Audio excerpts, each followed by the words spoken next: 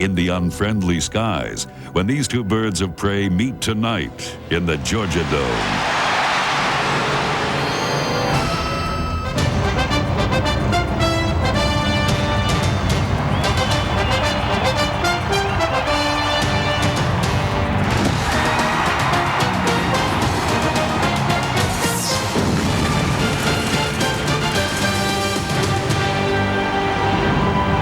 Tonight we come to you from the lovely city of Atlanta. Less than 7 weeks ago, a city which was celebrating the closing of the Centennial Olympic Games, and a city which this afternoon learned that its beloved Braves had cinched yet another baseball title, the National League East, and a city which tonight is hopeful that the Atlanta Falcons can win their first game of the 1996 National Football League season with a formidable foe here, the Philadelphia Eagles. Good evening, everybody. I'm Vern Lundquist, and welcome to Atlanta. Tonight, we offer you two birds under glass. Both of these teams playoff teams in 1995. But while the Falcons are looking for their first, Philadelphia tonight has a chance to tie the Washington Redskins for the early lead in the NFC East. I'm joined, as always, by Pat Hayden.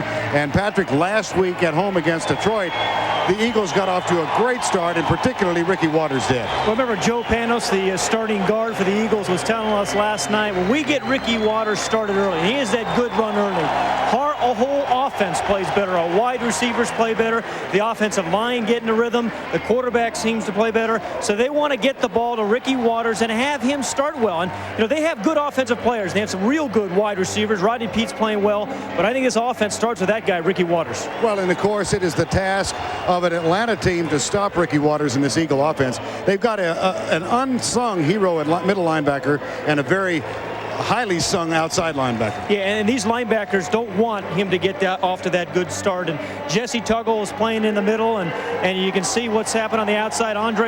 Bennett's on the outside with 19 tackles, 2 forced fumbles. Jesse Tuggle's the best middle linebacker you've never heard of, and I promise you, Cornelius Bennett and Jesse Tuggle, where Ricky Watters goes, those two guys will be following.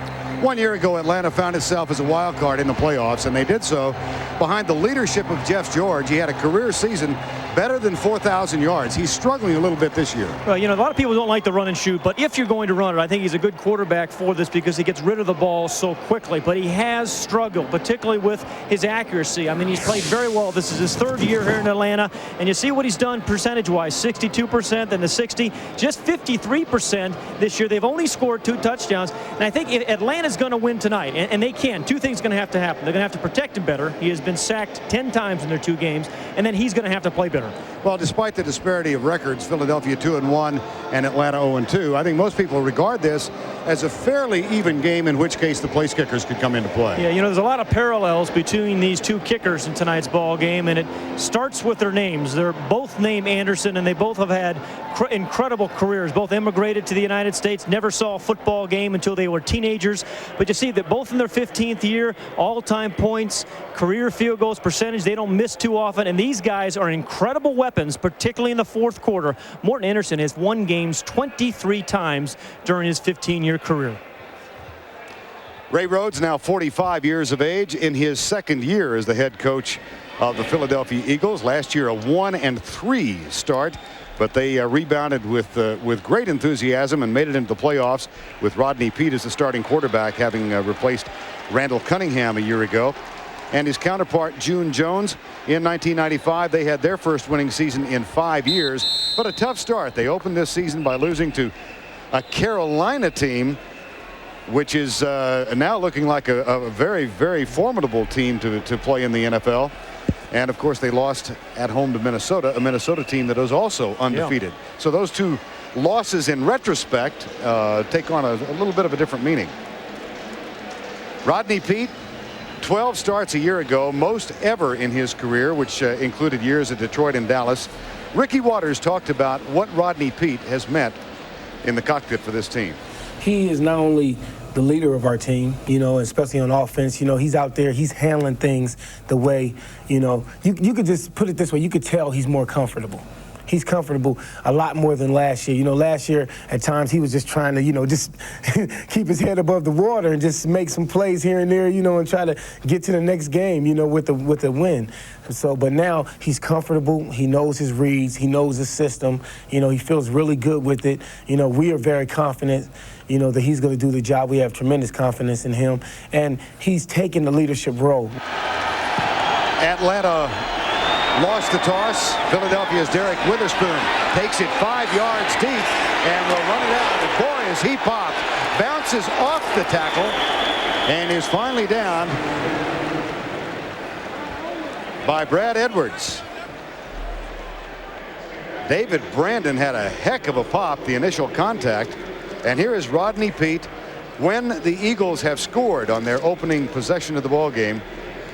The team is 8-0 under Rodney Peete as a starter. And boy, did he have a game last week. 25 of 30, 284 yards. And Ray Rhodes said, you know, 25 of 30, you can't even do that against the air. So he played well. From the 20-yard line, 1st and 10. Signal back set. That's Kevin Turner in motion, and they hand it off to Waters.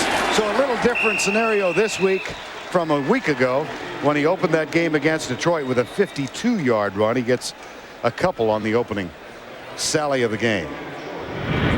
And for the Eagles, Irving Fryer, Chris T. Jones at the wideouts. Jason Dunn gets his second start at tight end, and Waters and Kevin Turner in the backfield.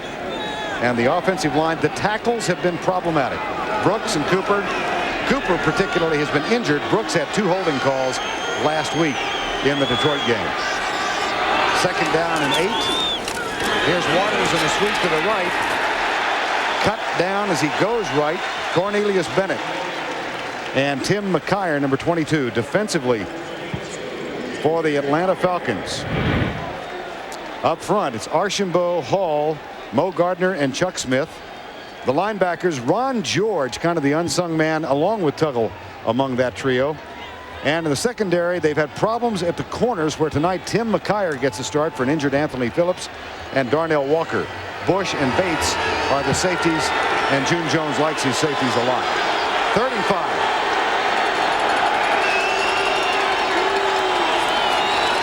Peete to throw for the first time, maybe. Gets rid of it, caught, 1st down. Cornelius Bennett chases Irving Fryer out of bounds. Boy, as Irving Fryer made a big difference on this Philadelphia team. Comes here as a free agent from Miami. You know, he had a good year at Miami a year ago, almost 1,000 yards and receptions. And Rodney Peete was talking about Irving Fryer to us last night and said this guy is absolutely incredible. He's in his 13th year.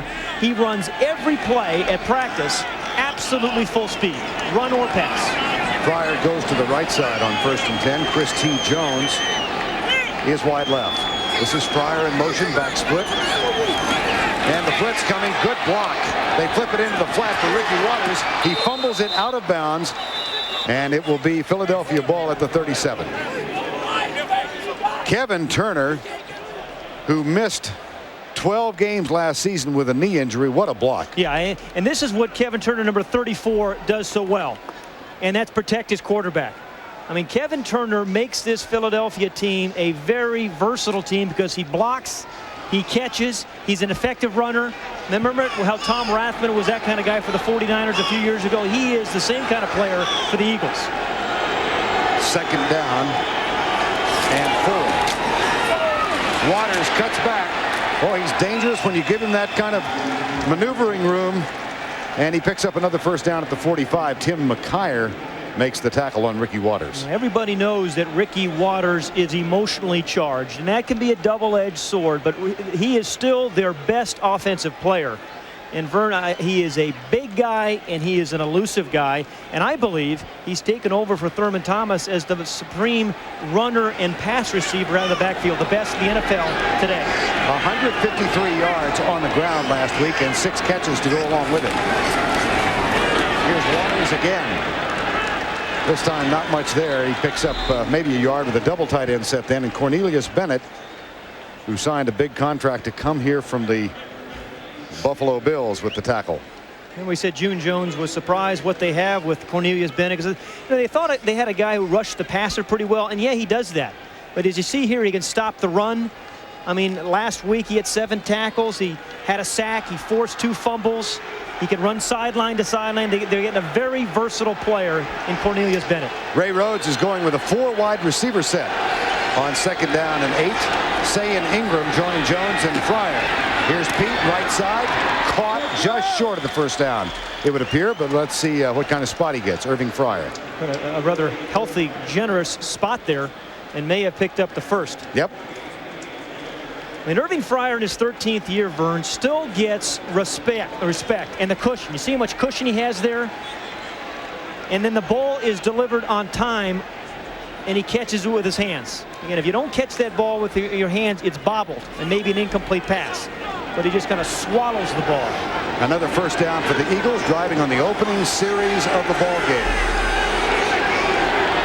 Pete directing Waters left side, and there's motion in the line, and flags fly.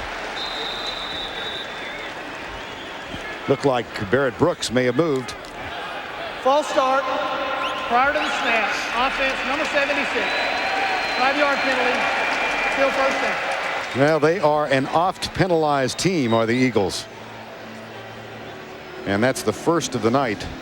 They had 11 last week. They are the 4th most penalized team thus far this season. The leader of the pack, if you want to call it that, the Minnesota Vikings. But they're undefeated, so nobody pays any attention. The Raiders are always up there in that category. I think they rank number 2 now. Yeah, Oakland is number 2. 1st down, 15. Pete with a 3-step drop. Oh, boy. Darnell Walker almost had 6. Well, you know, that's a heads-up play by Darnell Walker. But I promise you, John Gruden, the offensive coordinator, is going to pump fake that and go deep on him at some point. Right here, watch him. He's settled in at the corner, reads the slant route, which Philadelphia loves running the slant route to Christy Jones. Well scouted and had a chance. But if you don't come back and pump fake and then go deep, you're making a mistake at some point in this ball game. File that one, 2nd and 15. Pete, right side, delivers another one. Here comes Mark Say, number 81, 3 years in San Diego as a Charger. This his 1st season with the Philadelphia Eagles. Vernon, we talked about Rodney Peete being 25 of 30 last week, and this is the best football Rodney Peete has played in his 8 professional seasons. And he said to us last night, I feel comfortable, I am confident, and when you give him protection, and if you can get people around his body, he can throw darts. When he gets in trouble, he gets people in front of him right at his feet, and he didn't have necessarily a strong arm like Jeff George to deliver the ball, but those are some darts he's thrown so far. 31, quarterback sneak. They might not have gotten it. They tried 4 last week with success. I don't think they got that one, but again, well scouted by Rod Russ defense. You're right, Vern. 4 quarterback sneaks last week. They made them all, but Jesse Tuggle ate that one up. So it'll be 4th down. That's Jesse Tuggle. Watch as he's going to read the quarterback sneak. I mean, the Eagles clearly have a tendency, and they're going to go for it. Thus far this season, a perfect 3 of 3 on 4th down. They've got a 4th and 1. Turner out of the backfield to the right. Play action. Pressure. Cornelius Bennett was in Rodney Peete's face with Lester Archambault. And he may, one of them, maybe Archambault, tipped that ball because Jason Dunn was open for a 1st down. Good defensive series for the Falcons.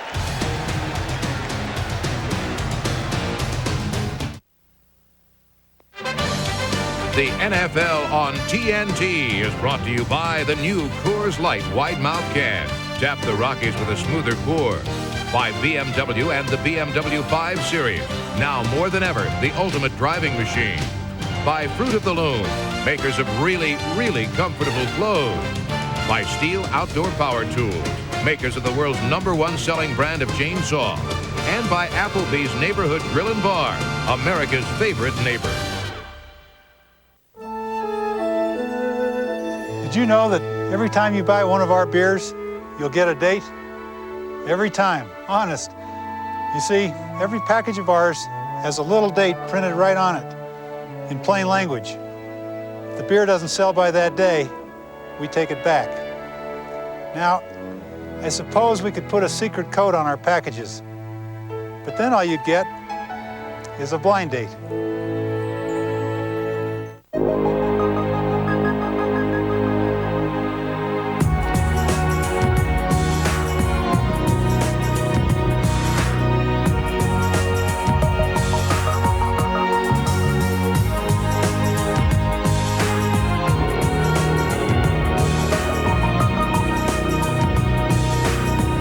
Why float through life when you can drive?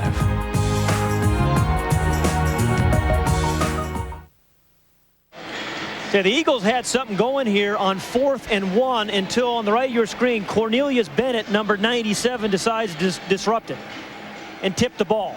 And just like last week when he was or their last game when he was all over the field, although in a losing effort, on that first series he had 3 tackles and a tip ball and a hurry. They thought they were getting a lot. June Jones says we got more than we bargained for with Cornelius Bennett. Now Jeff George and the Falcons with a run and shoot. And there's a Tyrone Brown starting for J.J. Burton at one wide receiver spot. Here is Terrence Mathis, who catches the little lob, and Jeff George completes his first pass of the night. In his 3rd year with Atlanta, 16-18 mark, and his record as a starter, not something you want to shine a spotlight on. Well, although Vern, I think Jeff George is a real solid player, and a lot of people don't think he is, but he has never played on a team that the defense has ranked better than 20th in the league. So you give this guy good defense, this is one talented player in my estimation. They pick up a first down and a ball at the 48-yard line. Hand off to Craig Ironhead Hayward, who missed last week's game, and this one may come back and go 10 yards. So we'll check the flag. Walt Coleman is our referee. Holding. Both of these teams have had problems with penalties, and particularly in the offensive line. Number 7, 10-yard penalty, still first down. I think it was Bob Whitfield who was guilty of the hold. Brown, Mathis, Tyrone Brown starts for J.J. Burton tonight, and up front Mike Zandowski at right guard missed last week's game. He gets the start. There's Whitfield, who had the holding call. So it's first down and 20. J.J. Burton pulled a hamstring Thursday, we were told. Reoccurrence of an injury first sustained this summer. Now Mathis being directed back to the left side. Hayward comes right. Craig Hayward, who was out with an injury and gave way to Jamal Anderson in the second half of the first game, and all Jamal did was gain 111. Let's check the Philadelphia defense. Fuller, Mamula, Kevin Johnson, and Rhett Hall, the defensive line. They will go with 2 safeties, Zordich and Wilburn, and 1 linebacker, William Thomas, and 4 cornerbacks tonight, Vincent and Taylor, Griffin, and the rookie, Brian Dawkins. So 6 DBs, 1 linebacker, 4 down linemen. Makes 11, doesn't it? I hope so. I really hope so. New math. Here's George going deep, and it's right in the hands, picked off by Troy Vincent. Wow, it looked like it went right to his hands. Yeah, and this is one of the things the Falcons have not done this year is throw the ball downfield. And the first time, one of the very few times they've thrown the ball downfield this year, it was a poor throw, a good play by Troy Vincent, and the Eagles get the first turnover of the night. Beginning next winter, and for every championship season to follow, a new network dedicated to covering sports as never before. From CNN and Sports Illustrated comes CNN SI, the 24-hour sports news network. Would you buy a luxury car and then drive away in a used pickup truck? Would you purchase a huge mansion and then live in a tent? Would you ever book a cruise on the Love Boat and then settle for a ride on the SS Minnow? Then why pay full price for edited versions of your favorite movies from the other video store? At West Coast Video, we provide the complete, uncut version of a movie the director intended you to watch every time. Guaranteed. West Coast Video, take home the entertainment. when you come to an attorney, you want to be certain that that attorney is knowledgeable in the area that you're coming to him for. And if you're coming to him for personal injury work, it's important that they have that experience. You don't want an attorney that's just going to negotiate with the insurance companies for you. At Monjack and Senoid, we have the trial experience to go to court should that be necessary. Monjack and Senoid, names that stand for trust and experience.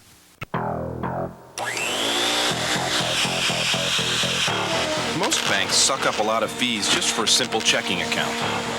MAC fees, check fees, service charges. But at Mainline Bank, we don't operate in a vacuum. We know you want value. So without sacrificing service, we give you lower fees. In fact, everything Mainline Bank gives you will really blow you away. Mainline Bank. More bank for your buck. Watch how well Eric Metcalf is covered. This is the guy in the slot, and the Falcons have not gone downtown much this year, and they need to. But not when a guy is this well covered. There's one guy here, another guy here, another guy in front. I mean, there's more guys covering than live in Calcutta. That is just not the right kind of throw.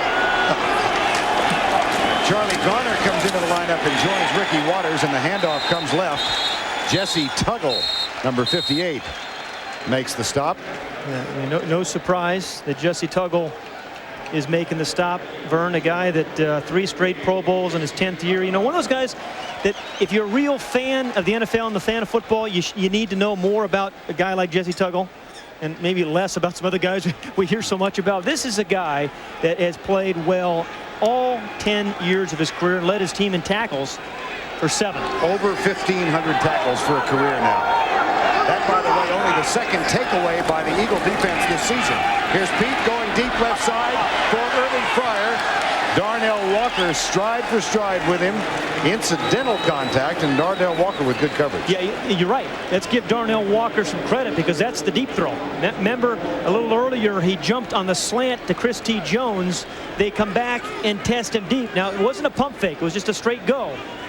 But so far, Darnell Walker has been tested, and so far, Darnell Walker has responded. He's only 5'8", and these big Philadelphia receivers are going to go after him. But he's done a good job. Waters, the lone setback. Pete, blitz coming. Pete goes deep in the double coverage. That one intended for Mark Say, and it's incomplete. It'll be 4th down. Yeah, that was one he had, and Rodney Pete is hurt. Rodney Pete is injured and limping it off.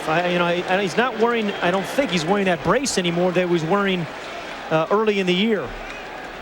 He's not wearing the brace anymore, and he's shaking it off. There's Ty Detmer, backup quarterback for Philadelphia. And here's where you always worry about the guy receiving his punt, and that is Eric Metcalf. Tommy Hutton is back to punt it. Second-year man out of Tennessee. Way up in the air. Boy, that one would have scraped clouds had it been outside. And Eric Metcalf waits for it at 10. It might have brought rain anyway. Yeah. Time is called. On the sideline, Rodney Pete trying to shake off that left knee injury sustained when one of his own men fell into him. And apparently he's going to be okay. Let's take a look. Yeah, this is what's happened when bodies roll into your leg. I mean, remember a few years ago, Randall Cunningham, who now works for TNT, kind of got a guy rolled into him, broke his leg. And same leg that happened in the last preseason game. He had a guy roll into his left leg and wore a brace. But he's going to be okay. Quick word from the bench is that he will be okay.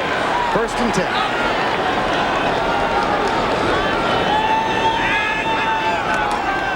Play action. George being chased. Lets it go. Threw it away. And let's take a look at the Nicotrol scoreboard. Minnesota maintains its undefeated status and defeats Green Bay for the 5th year in a row there. How about Carolina, too? Goes to 3-0. That was a heck of a game, Kansas City and Denver. And the Cowboys are 1-3. I imagine they're all enjoying that plane ride back from Buffalo to Dallas tonight. The Redskins bounced back to from their loss to the Eagles and played pretty well. San Diego jumped out to a really quick lead over Oakland and then won it by 6. 2nd and 10. George left side. That one's caught by Tyrone Brown, number 80, the young man who is playing in place of J.J. Burden. I was talking to June Jones about Tyrone Brown right before the game, and you know, he was a free agent out of Toledo 2 years ago. His entire college career, he only caught 20 passes. And I said, well, June, well, you know, what made you think you could make him a run and shoot receiver? He said, you can make anybody with speed a run and shoot receiver. He has extraordinary speed. 3rd and 1. And Mitch Lyons comes in as a tight end. Yes, they do have one on the roster. Number 86, tight to the right. That's Metcalf in motion. And here is Craig Hayward. That will be close. Yeah, one of the knocks on the run and shoot is you can't be a good short yardage team, a physical running team when you need to run it on those 3rd and 1s. It will be 4th down.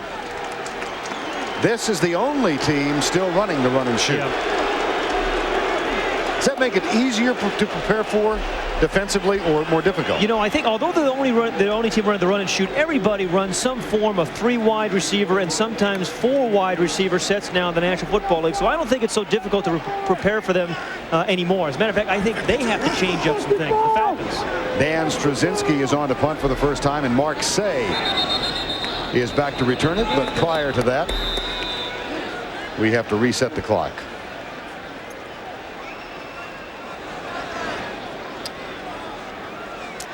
So the Eagles won on the road with a terrific first half at Washington.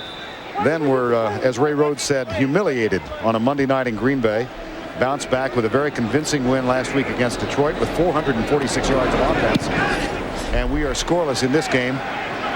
Only the 17th time these two teams have met. Here's Mark Say. Good downfield coverage by the Falcons. Lorenzo Styles, number 59. And Rodney Peete and the Philadelphia Eagles come back on the field for the 3rd time tonight. We're scoreless after that 47-yard punt with an 8-yard return. Seasons later, it has become a national obsession, creating larger-than-life heroes symbolic of the strength of American character. The Steel Curtain, the Purple People Eaters, the Pack. Tonight, following the Steel postgame show, TNT presents a look back at the history of the NFL. 75 seasons, the story of the National Football League, following the Steel postgame show on TNT. Rodney Peete back in at quarterback. Ricky Waters, who has carried 4 times for 15 yards, is in the backfield. Here's his 5th carry of the night. And he picks up about 3. Kevin Turner was chatting with us last night, his fullback, and he said, I hope more than anything else that in his first 5 carries, Ricky Waters gets at least a 10-yard gain, because then I don't have to hear about it on the sidelines. He is a first quarter rusher. Last week, a quick start with a 52-yard gain on his first carry. Take a look at the comparative numbers. Ricky Waters with 111 first quarter yards coming into tonight's game, followed by Smith, Martin, and Terrell Davis. Davis with another sensational game in the loss today, 142 yards for Terrell Davis. Now Ed West, the tight end, is out of formation. And they have been running a lot of formations, has Philadelphia. Ray Rhodes and John Gruden, the offensive coordinator. There he is. John Gruden looks a little bit like Rick Neuheisel, doesn't he? He does.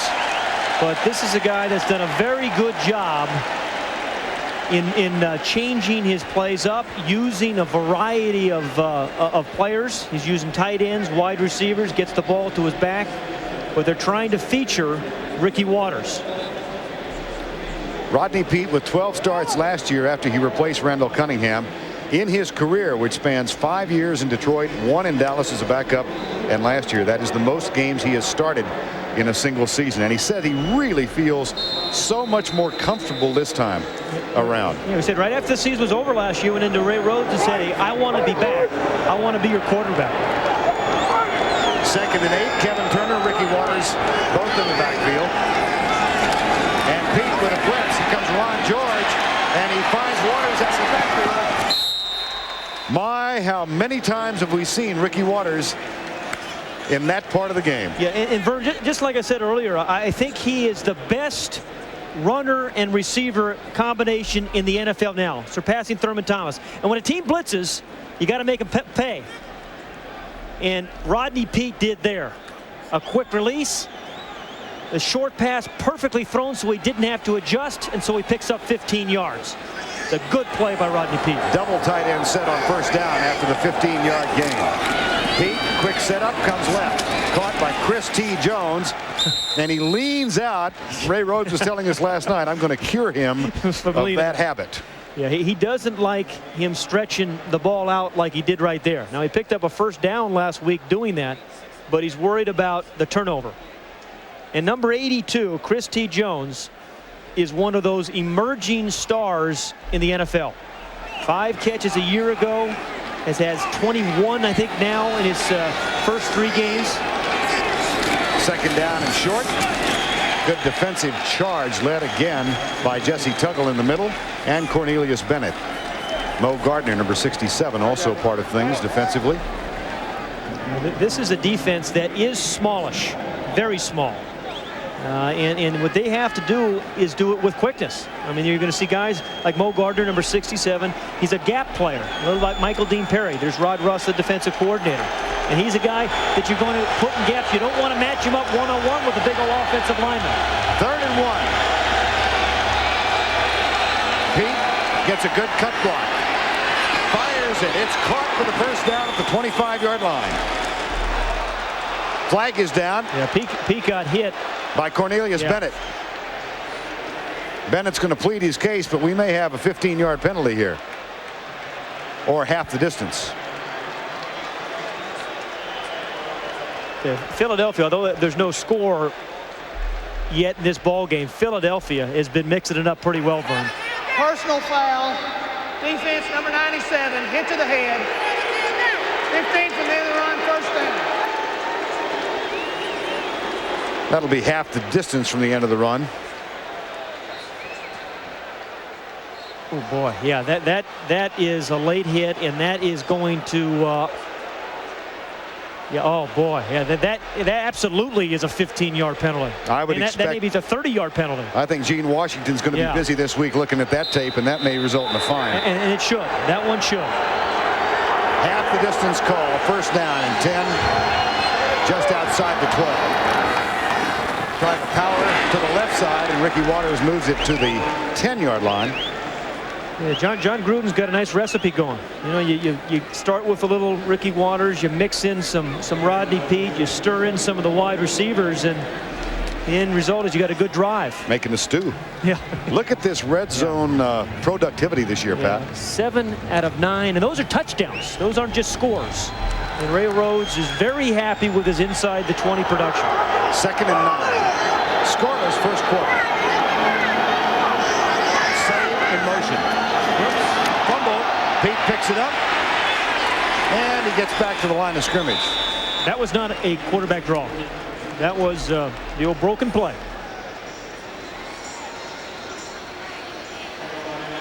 3rd down. This is the most fundamental play in football. The quarterback center exchange, and it looked like Rodney was just kind of backing out a little bit early because the ball did get up there. They had the wrong snap count. Raleigh McKenzie, the center, joined by Lester Holmes, Joe Panis. And here's where these big, tall, wide receivers make a big difference for Peete. Waters in motion. 4-man rush. Peete scrambles, pulls up, dropped. Chris T. Jones, who celebrated the touchdown last week by tossing the football into the stands to his dad. Boy, he's going to hear about his mom on that one.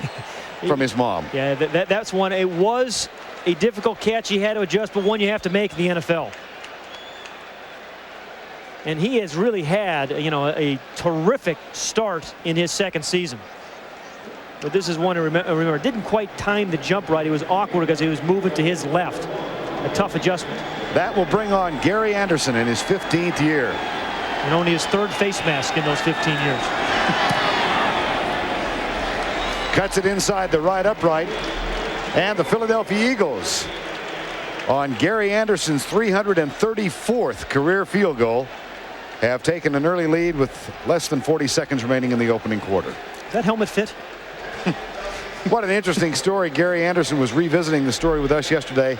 He and his parents immigrated from South Africa when he was 18 years old. They did so, he said, because of their disagreement with the apartheid policies of the South African government. They were in a small suburb of Philadelphia. He saw an American football game on television. He had played rugby. Got a couple of footballs, went to a high school field to see what it would be like to kick them. Dick Vermeil, then the Eagle coach, and Lynn Stiles, his special teams assistant, were there, were impressed, invited him to a tryout, in a sense. He was 18. Yeah. In between Eagle practices.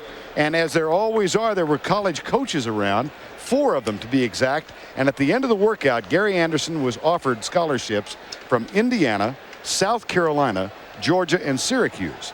And he said he wanted to go to a warm weather school, so he picked Syracuse. Well, mind you, he'd only been in the United States for 2 weeks, had not looked at the map yet. I mean, it all happened in about 2 weeks. That was pre-dome Syracuse. Yeah, absolutely.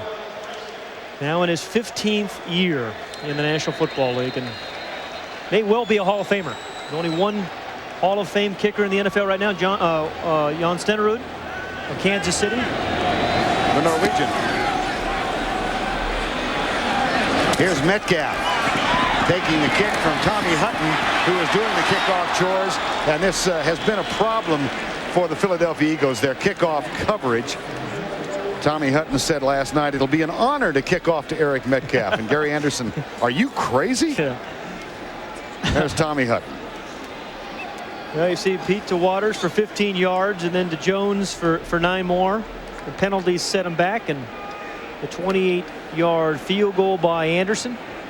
And they mixed it up. I mean, we saw a rollout by Rodney Peete. They throw the ball to the wide receivers, to the backs. It was a good drive. I mean, the one fumbled snap, though, prevented them really from getting a second shot into the end zone. 30 seconds to go. George has been intercepted once. He's 2 of 4 for 20 yards. Goes left side. This one is complete to Tyrone Brown. And a pickup to the 31. You know, that's the other thing about the run and shoot. That ball was in the air a very long time for a 7-yard gain. And, you know, June Jones gets very defensive about the run and shoot. He and Mouse Davis have been coaching it their entire careers. But that was a perfectly thrown ball. But that ball was in the air a very long time. And they only get 6 or 7. We've reached the end of one. And the Philadelphia Eagles trying to tie Washington for the division lead. Lead it by 3. Philadelphia leading Atlanta 3-0. There were considerably more people here for the basketball games and the gymnastics during and team handball. There were more people here for team handball. Jamal Anderson is in the backfield now. Started last week. Picked up 181 yards so far in 2 games. And seeing his first action. Long count by Jeff George. Blitz coming. Flips it out. Caught on the near side by Tyrone Brown. And that's a big gain out across the 50 to the Philadelphia 47-yard line. You can see why coaches really like a lot of things about Jeff George. And everybody talks about the quick release. Well, here is an example of it. I mean, at first it was a good audible, a smart play. And then you see Robbie Tobeck, number 61, get a block out in front there. Big old Roman Fortin trying to get some help. Good audible, and then a quick throw and an accurate throw by Jeff George. First down and 10 after the 22-yard gain, longest first half for Atlanta. Ball officially at the 46. Here's George. Quick setup, quick release, and it's complete again on the right side. That's Eric Metcalf, number 21, with the grab. Metcalf with 104 catches a year ago. Time of possession, overwhelming dominance by Philadelphia. Yeah. Now, one of the things as you look at these stats, I think Atlanta, although they have not had the ball much, they have to get the ball in the hands of Eric Metcalf more. That was his first catch of the evening. But this is a guy that can be absolutely dynamic, much like Barry Sanders once he gets his hands on the ball. 2nd and 6. George in trouble, lets it go, incomplete. Hit right after he lets it go by William Fuller, number 95. Well, you know, the Philadelphia Eagles are running for the second straight week a rush that they call the mush rush. And watch number 59, Mike Mamula, in the white jersey. He just kind of staying there, just checking out, making sure it's not a run first. And Emmett Thomas, the defensive coordinator, kind of named it, the old Texan. And he said, hey, we just want guys not to get upfield too much and run right past the runner. When we played run and shoot teams, it's been more run than shoot. Red Hall was talking with us last night, said you heard a lot about the mush rush only because we held Barry Sanders to 49 yards. If he gains 180, you don't hear about the mush rush. George, incomplete. Bert Emanuel, number 87. And that'll be a 4th down. What a contrast in demeanor between Rodney Peete and Jeff George. Rodney with the continuous smile. Jeff George seems in pain. Yeah, you don't see enough of guys like, I think, Rodney Peete. There's tremendous pressure on those guys, I understand, but he seems to have more fun playing position quarterback than anybody. Dan Straczynski. Mark Say with a fair catch. Grabs it at the 15-yard line. So the Atlanta Falcons move across midfield for the first time tonight. There's a smile from Mark Say. His team leads it by 3. Passes from 12 different quarterbacks and 2 running backs, which sounds like a career receiver for the Arizona Cardinals. Oh, you're dying to get that in. Yeah. Here's Kevin Turner out of the backfield. Flag is down. Jesse Tuggle with the initial contact. You know, we've seen Turner now pick up a blitzing linebacker, catch the ball there. He's run it as well. I mean, this guy, Kevin Turner, makes this a better and more versatile team. I mean, that's the face mask may have been on Tuggle. In the middle of your screen. I gotta tell you, Rodney Peete's getting hit pretty good. There was the call on the face mask, but they're trying to strip the ball carriers of Philadelphia, this Eagle defense. And Ricky Watters has a reputation of fumbling. They want to get after him and make him fumble, strip the ball. 1st and 2 is unusual circumstance, and the handoff goes to Watters. Back to the line of scrimmage, and that's about it. Watters is very sensitive about that reputation he has as a fumbler. 23 fumbles since 1992, and yet he has touched the ball better than 1,200 times. Yeah, so, I mean, they've been effort things, you know, the second effort kind of fumbles, and you know, you always hate to see them, but it's general when he's trying to get those extra, you know, 2 or 3 yards. Had fumbles in each of the first 2 games this year, none last week. Here's Peete back, blitz coming. He goes deep. He's got by Jason Dunn, his big tight end. And here comes the rookie from Eastern Kentucky, caught from behind and tripped at the 19-yard line. Patrick Bates, number 24, saved the touchdown. Well, John Gruden, the offensive coordinator this week, said Jason Dunn has an incredible upside. He said he can't do the subtle things real well just yet. But number 87 has got great speed, and you can't match him up with a linebacker. And if you do, we're going to find that matchup, and you're going to have plays like this. 63 yards later, Patrick Bates saves the touchdown with the right hand. Now they revised it to 58 yards now instead of 63. That is the longest pass play this season. Here's Waters to the 10. And we talked about him fumbling. Look at his gloves. He has cut out the end of his gloves. This is something new that he's tried to secure the ball a little bit better. You know, Vern, one of those things, you know, fumbling is a tough reputation to get over, like kind of being cheap. You just don't get over those. Why did you look at me when you said that? You don't get over that reputation, and guys every week are trying to make you turn the ball over. I resemble that. 2nd and 3. I just picked my spots. Incomplete at the 6-yard line. Yeah, when you're being reimbursed. Intended for Irving Fryer. And Jesse Tuggle around the ball again. Number 58. Where the ball is, he generally shows up. Mostly it's in the running game, but he stays in at all downs in the passing game as well. You go back to that big tight end Jason Dunn on a yards per catch average. Awesome. 58 yards on that one. He had an earlier catch of 54. He's only caught 3 this season. You do the math. Yeah, I was going to say, what's his average? You got take the Rhodes Scholarship, not me. That one is good for a 1st and goal, and it's Jimmy Johnson. Yeah, the other tight end. One of 3 tight ends. The other Jimmy Johnson. You know, speaking of Jimmy Johnson, Jimmy Johnson and Barry Switzer. Yeah, Bates is down. This is now Bates is up. Jimmy Johnson and Barry Switzer getting a lot of the talk and the play this year, but Ray Rhodes, Coach of the Year last year, is off to another good start. Tight end situation in here. That's Jimmy Johnson. Again, the ball delivered on time and accurately. You give Rodney Peete protection and you keep people away from his feet where he can step up. Then he can be very, very accurate. 1st and goal at the 2-yard line. Jesse Tuggle with the tackle. You figured it out yet? I think his average is actually 45 yards for Jason Dunn. I just kind of took off my shoes and socks. Okay, toes left. Waters comes right, goes left. Touchdown! Nifty run of 2 yards.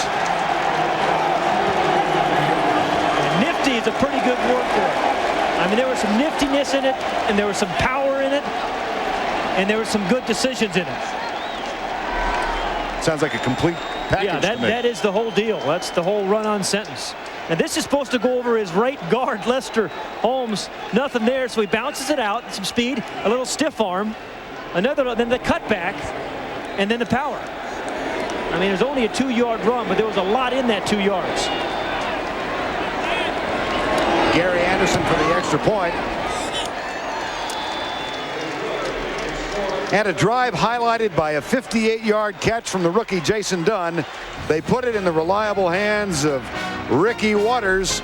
3rd touchdown on the ground so far this season. 10-zip. Well, the stats thus far in the game not quite as gaudy as they were a week ago for Ricky Waters. 10 carries, 26 yards, but he got the touchdown. And here's Tom Hutton's kick, and it will be taken by Eric Metcalf. Watch out. This guy is scary, and I mentioned there's only a couple of guys I think that can change speed and direction like he can. And Barry Sanders is one of those guys. And then you have Eric Metcalf. This guy has returned 6 kicks between punts and kickoffs for touchdowns. And he's got a burst, gets a couple of very nice blocks. The Hutton fell down trying to tackle him. And I tell you, Philadelphia does not have a touchback this entire season. And that's a liability when you're kicking it off to Metcalf. Well, they're last in the league in kickoff coverage stats.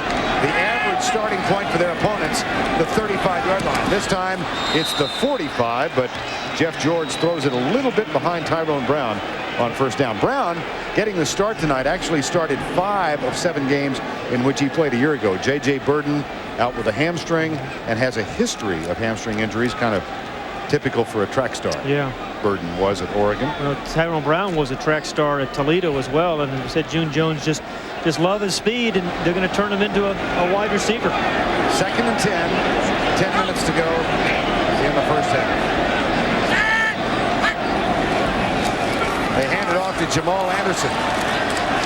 And Anderson can't find much room. He gets out to the 45, 46-yard line. And Mike Mamula, a lightish defensive end, #1 draft pick out of Boston College, makes the tackle. Mike Mamula, number 59, you said lightish. Well, he gets blown out here early in this play, but comes right back into it and makes the tackle. So if you keep it moving, you keep the legs going, you keep hustling, sometimes good things happen. 3rd down and 7. Out of the shotgun now for Jeff George. He's 5 of 10. Fortin snaps it back. Flags are down. Dead ball foul. This one will be brought back, and we'll find out the penalty. The Falcons have not run the ball well tonight, and that's been a big problem for them. It's a much rush. Yeah. False start prior to the snap, number 80 of the offense. 5-yard penalty, still 3rd down. Well, Ray Rhodes was. Let's take a look at Tyrone Brown. It's number 80 right down here at the bottom of the screen. Up, you got the little leg moving, the shoulders moving. Some part of the anatomy. Yeah. Legs, shoulders, they generally work hand in hand using another part of the anatomy. I want to see those shoulders work hand in hand with the legs. That's a picture that's not very pretty to contemplate. 3rd and 12.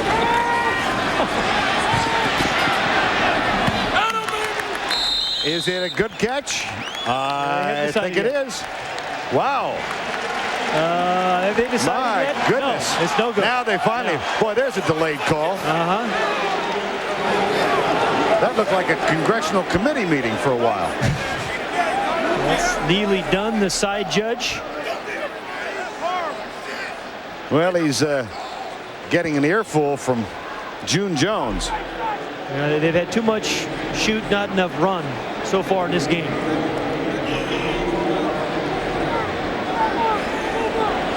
Mark Baltz, the head linesman, now hearing about it.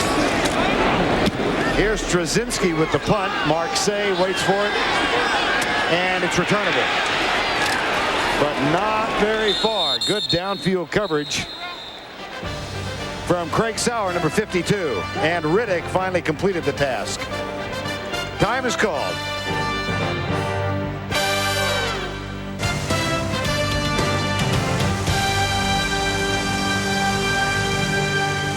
Welcome back to Atlanta. Philadelphia leading the winless Atlanta Falcons 10-0. 8:37 to go before the halftime break. Let us show you what June Jones did not see. Yeah, and he didn't have possession, nor did he get both feet in. So that was not a catch and the correct call. Don't blame June for arguing the point, though. Time of possession, Pat. Yeah, and you know, oftentimes time of possession really is not a significant statistic, but it has been in this game. Philadelphia has controlled this game, and they lead 10-0. First down and 10. Eagles.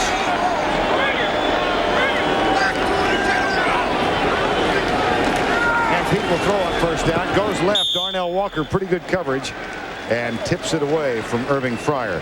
Coming up on the Fruit of the Loom halftime report, Vince Cellini will have the no-huddle highlights from all of today's action. Mark May, Randall Cunningham will have their analysis. And Ernie Johnson will talk to NFL Commissioner Paul Tagliabue here at the Georgia Dome. That's coming up on the Fruit of the Loom halftime report. Bobby Hebert. Yeah, you know, Bobby Hebert's got that new little thing over his back of his jersey now. Have you seen that before the game? A little accent. Accent? Hebert. Make sure you know it's not Hebert.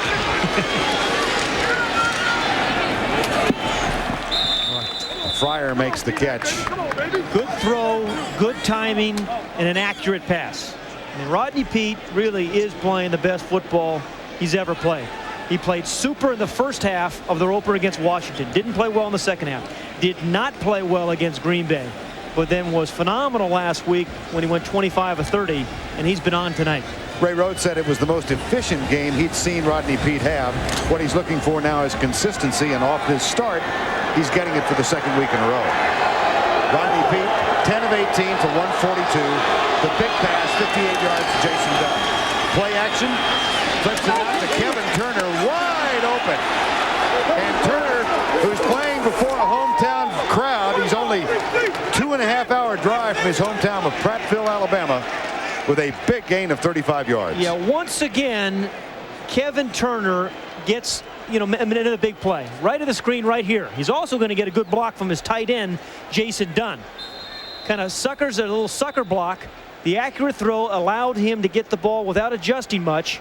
Picks up a couple of blocks, and then gets another 8 or 10 yards after his first hit. And then the wide receivers, these Eagle wide receivers block really well. I mean, Irving Fryer, I think, is the best wide receiver that has ever blocked. They hold pretty well, too. Yeah, he has a nice hold. He had a good grasp of things, I think. Passing yardage, 177. Atlanta dead last in the NFL last year, giving up yards through the air. Well, they set up a record last year in pass defense. They gave up 4,541 yards. No one in the history of the league. And we're showing this year's 75-year history after the Tonight Show. Yeah, you will not see anybody give up more yards than they did last year in the passing game. Ron George injured on that last play. The linebacker, the 5th-round pick from Stanford, started his career at the Air Force Academy. Decided to transfer out and tossed a coin. He had options of going to Harvard or Stanford. You get an idea the guy's got a pretty good career path. Yeah, absolutely. With those choices. And Rod Rust. David Brandon has replaced Ron George. Well, yeah, there's you see what's happening. The defensive coordinators, 24th total, 95, 29th, 94, 27. It just goes on and on and on. And that goes into what we talked about with Jeff George. Ricky Waters comes right. Patrick Bates, David Brandon, number 51, are there. We've seen a lot of different kinds of runs from Ricky Waters tonight, Vern, thus far in this first half. And we've seen some kind of speed runs, seen a couple catches, we've seen some powerful runs, the run for the touchdown down the goal line. And that was a patient run. And he has a habit of kind of letting the play develop and then cutting back. And for linebackers, he makes it very difficult. Second down and 5. 10-0. Eagles lead. Pump fake. There's the pump. And Darnell Walker had to grab hold. Yeah. This was set up. This was set up very early in the game when Darnell Walker jumped that slant route. And they come back to you. Knew they'd come back, but he did the right thing. I'll tell you, Darnell Walker has played very, very well, and that is a smart play by Walker. Remember early in the game, though, Vern? Interference. Defense, number 45. Rodney Peete. First down. There's the pump fake on the slant, and then he's going to blow right by him. Irving Fryer would have blown right by him. Walker sees what's happening, and that's a smart play. Really smart play. Save potentially a touchdown. Gives the Eagles a first down at the 25-yard line. Slip the ball to Ricky Waters, and he slips a tackle and gets to the 20-yard line. I've been watching the West on PBS this week, so I'm stifling a temptation to refer to him as Running Waters. I didn't stifle it well enough. You didn't. You really didn't. 35 yards. They have been tough yards. I tell you, this is a big guy. He's 6'2", 217 pounds, but he's a contortionist as well. And that's a pretty dramatic cutback. Second down. Oh, big hole. And Waters with a first down gallop inside the 15 to the 13-yard line, and Cornelius Bennett made the tackle. Okay, this offensive line has done a good job. Remember Joe Panos last night talking to us. He's the left guard, number 72, and saying, hey, when we get him started, when we get Ricky Waters started early in the ball game, our whole team plays better with more confidence. And they have him started. 13 of 43, and Ricky Waters telling us last night that he feels much more powerful now than he has previously in his career. Doing some weight work. Here's Waters. This time the power is not there. Interesting listening to him talk about doing the workout, the well-publicized workout with Jerry Rice out in the hills of the Bay Area in California. Yeah, you know, and he said it's so tough to keep up with Jerry Rice. Guys have tried it for years and years, and the first week that he tried it, I mean, they go up that hill. The last part of it is at the hill, and he said, I'm just trying to stay on Jerry Rice's hip going up this hill. He says, if I do that, hey, things are going to be okay. And then the trainer says, okay, Jerry, now you can go. And just left him in the dust going straight up the hill. Second down, 9. Peete into the right corner for Say. Almost intercepted. Pretty good defensive coverage from Cornelius Bennett. My goodness. Well, Say was open, and that ball was just underthrown.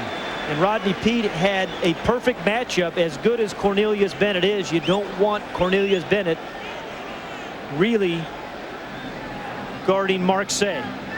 And that thing came out of a foxhole, that ball. Well, it would behoove, as you look at it again, it would behoove the Falcons to hold Philadelphia to a field goal attempt here, because this thing is in danger of getting out of hand. Third down. Left side, Kevin Turner. They will hold them to a field goal attempt. Good job of diagnosis of that play.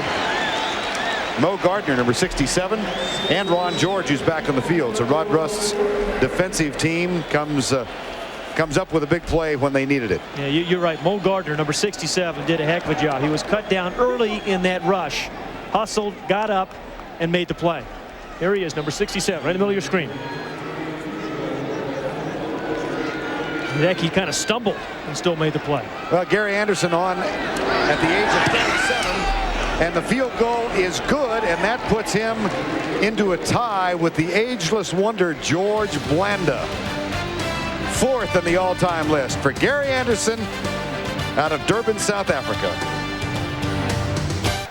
4:14 to go before the halftime break. Philadelphia 13-0. One of their weaknesses about to be tested again. Here's Eric Metcalf, and had a big return last time out. Tom Hutton, a second-year punter, with kickoff chores for the first time since he was a high school senior in Memphis, Tennessee. And this is a pretty good one. This one at the 1-yard line. It's Metcalf, however, so hold your breath. Oh, what a dandy open field tackle. Boy, that is Ray Farmer, the backup linebacker, and that's a terrific effort. Yeah, anytime you tackle Eric Metcalf in the open field, you're right, Vern. It is a great tackle.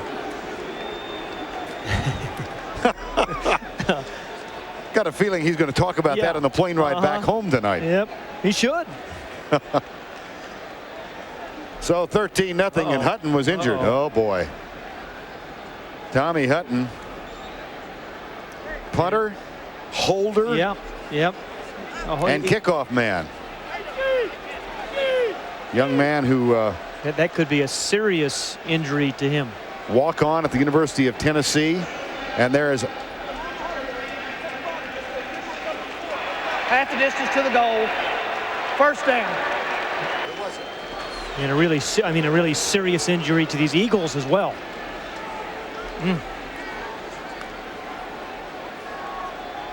I'm not sure against whom they called the penalty. May have been Scott Fields. There's Fields, an alumnus of Bishop Amat High School out in California. He's a Lancer, my old high school. He's a Lancer. I'm not proud of it. Let that hit. The Bishop Amat Lancers, huh? Here's George into the flat. Metcalf, watch out. Whoa! He's got one man, gets a block downfield from Bert Emanuel, and then is caught. The coverage caught up with him at the 22. Eric Metcalf. You know, Vern, excitement per touch, he rates way up there, maybe the highest in the league, because that is only the second catch he has tonight. Returned 2 kickoffs, 1 big kickoff return, and he can change direction and accelerate only like Barry Sanders. I mean, just phenomenal. He gets 1 more block from his wide receiver. He scores. Pretty good job defensively of Troy Vincent in saving the touchdown, but a 67-yard completion for Eric Metcalf from Jeff George in a 13-0 ball game.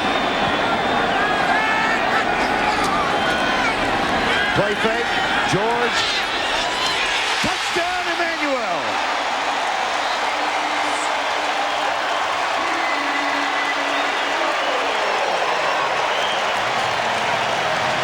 Yeah, boom, boom, Metcalf, and then Emmanuel, and you're on the scoreboard. 23-yard touchdown pass. And that was a perfectly thrown ball.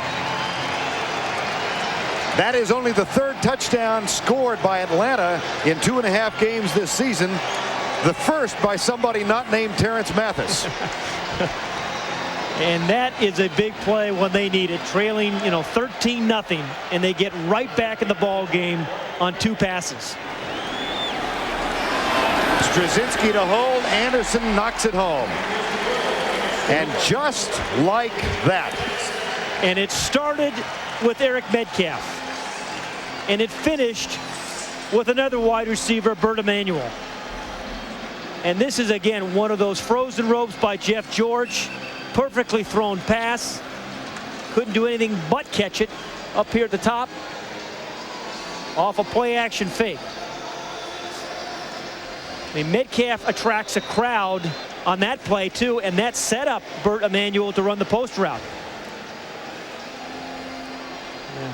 Rodney Peete was happy earlier, and now Jeff George has a reason to celebrate. Still not smiling, but there's no frown. And Bert Emanuel, who began, he grew up in the Houston area. His dad is director of flight safety for NASA. And he went to UCLA, where Terry Donahue chose a guy named Tommy Maddox to start at quarterback over Bert Emanuel. So he went back home, and he graduated from Rice with a degree in economics. and he is now a full-fledged receiver. You don't refer to him anymore as the former quarterback. Well, they have 2 starting wide receivers they've converted. One was a quarterback and one was a back. It all began for him in the Senior Bowl in Mobile, Alabama, when he made his first appearance as a wide receiver. Here's the kick. And Derek Witherspoon gets it out near the 18-yard line. There is also a flag at the 25-yard line. I don't know whether that really qualified as a drive really for Atlanta. You know, 2 plays, bang, bang. Went a long way, though. 90 yards. 67 and 23. I can use that. I can add that without using my toes. You know, the Metcalf, that got it started. You know, anytime Eric Metcalf touches the ball, you sense the potential of the play. And Vern, we talk about excitement per touch. I mean, there really isn't anybody in the NFL I think is more exciting when he gets the ball in his hands. The object is get the ball to him more often in open space, and he's going to give you plays like that. After the holding call, that's the 67-yard run. Here is Metcalf. Guy McIntyre in at left guard. Joe Panis at right guard. Here's Pete. And he finds Irving Fryer out to the 20-yard line. That should be enough to give the Eagles a fresh series of downs. That 67-yard pass from George to Metcalf, the longest offensive play of the season for Atlanta. You know, and the run and shoot, Vern, needs more vertical plays. They've had way too many horizontal plays, and you get the ball to Eric Metcalf, and he's going to give you a lot of vertical plays. 1st and 10. Ricky Waters gets 1. And now the Falcon defense has to step up. I mean, you got and there's the timeout. And guys like Cornelius Bennett and Jesse Tuggle need to step forward and give Jeff George another chance and give Eric Metcalf another chance. First of the 3 timeouts used by Atlanta. 2:10 to go. Cornelius Bennett right down here, number 97. He has had, again, a very good first half. Now, it helps when you don't get blocked, but he was not there. There's a guy you'd want to block. I mean, seems like a good concept. Very good. You block him, you block Jesse Tuggles. And, you know, this is not a big defense. And you try to run right at him. I mean, these defensive linemen are smallish. And look what happens here. The Eagles have the defensive line, 270-71. There's the Falcons, ranked 29th. NFL average, 284. Who are the biggest guys? The old Pack. Right there at 300 pounds. And, you know, a lot of teams are going to run right at the Falcons because they're light in the defensive line. 2nd and 9. Pete with a quick setup. Oh, boy, Bennett almost had it. You know, Cornelius Bennett almost had the pick. You know, Cornelius Bennett, we talked about his versatility. Over his career, he's had 19 fumble recoveries, 53 sacks, forced 20 fumbles, intercepted 6 passes. I mean, it's a real smorgasbord of play he's had. And he'll pick up a check now and then. Yeah, but occasionally that's a good thing to do. Yeah, there's no backup to the window, though. He earns it. I mean, 3rd and 9.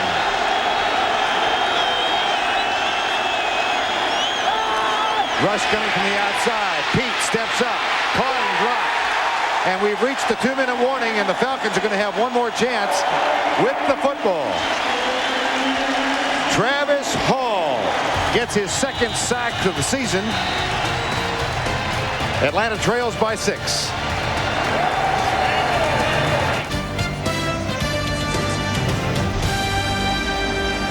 .159 remaining before halftime. Tommy Hutton telling us last night it is an honor to kick the ball to Eric Metcalf. Oh, boy. Metcalf getting set to return it. He's returned 6 for touchdowns in his career. And Tommy Hutton, bruised on the last kickoff, has to kick with a bruised right leg. He's a lefty, but that's his plant leg, so see if there's any effect now. It may be an honor to kick to him, but you sure don't want to tackle him.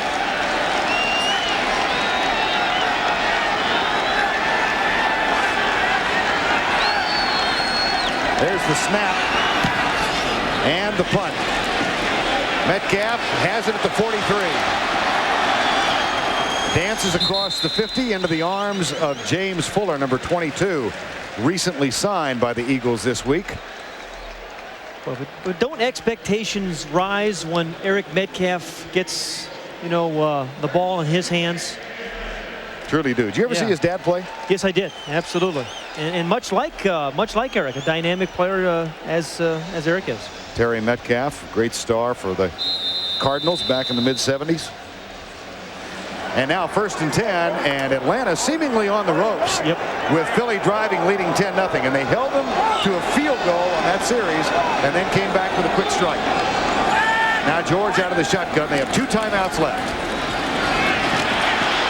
There's the quick delivery to Metcalf.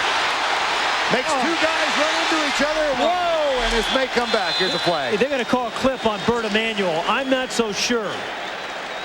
But Bert Emanuel, the wide receiver, trying to pick up a block for his other receiver, Eric Metcalf, on his side. I'll tell you, when you're struggling, you get your best players the ball, and Eric Metcalf is that for the Falcons. It was an 18-yard gain. Yeah, from the right of the screen, number 87. And I take that back. He did get in the back. It's a good call. I'm wrong again. That was a clip. That's 1 for tonight. Yeah. An illegal block in the back. Number 87 of the offense. 10-yard penalty from the spot of the foul. Repeat, 1st down.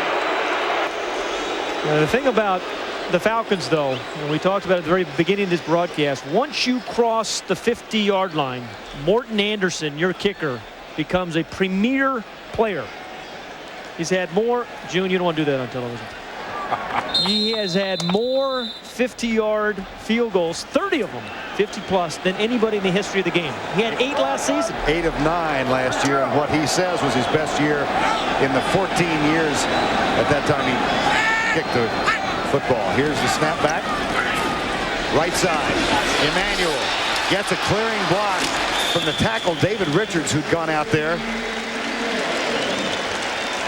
Rather, Mike Sandowski it was, not Richards. 72 instead of 62. And they'll move the chain. 1:22 to go. They have 2 timeouts left. They'll not use one here. I'll tell you one thing. I continue to try to get the ball to Eric Metcalf. 13-7.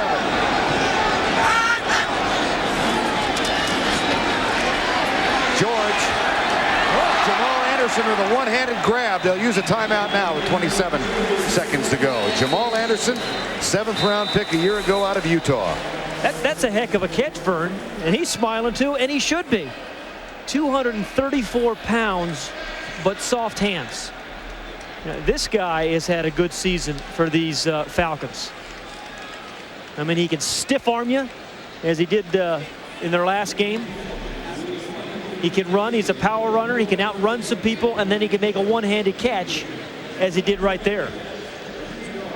Time is called. Jamal Anderson, 7th-round pick from Utah, grew up, of course, in the Los Angeles area. His dad, James B. Anderson, served as a security guard or a bodyguard for, among others, Muhammad Ali, Richard Pryor, and Ray Leonard. As a matter of fact, his father was a guest at my wedding in 1982. And how did that happen? Well, I was glad you asked. No, I know you. I'm just here. Yeah, I was doing a series of shows with the former welterweight champion, and James B. Anderson was his bodyguard, and Nancy and I got married. James B. was a guest. There you go. He's vacationing in the Virgin Islands tonight, so he's not watching. George. There's Anderson with another grab. Another one-handed catch. He is featuring the left hand tonight, if you've noticed. But he has rather large hands. And again, he's just scooping that ball up with the one hand. 35 seconds to go. 3rd and short. George. Emmanuel, that'll be a 1st down. They'll stop the clock with their final timeout, 24 seconds, and there the presence of Morton Anderson if they don't get the touchdown. Yeah, and that's the fear sometimes, that your play calling is affected because of Morton Anderson's effectiveness. You still have to remain aggressive. And for these guys, for the Falcons to be able to go into the lead at halftime, and they can do that if they score a touchdown, would be remarkable the way this game started off. Yeah, Jeff George, I think, he has his critics, Vern. You know, I'm high on the guy because I think he's a tough guy. Started all 16 games last year. He's strong in the pocket, hung in there, and then dumps the ball. And then he comes right back in the next play and throws a perfectly thrown slant pass to Bert Emanuel.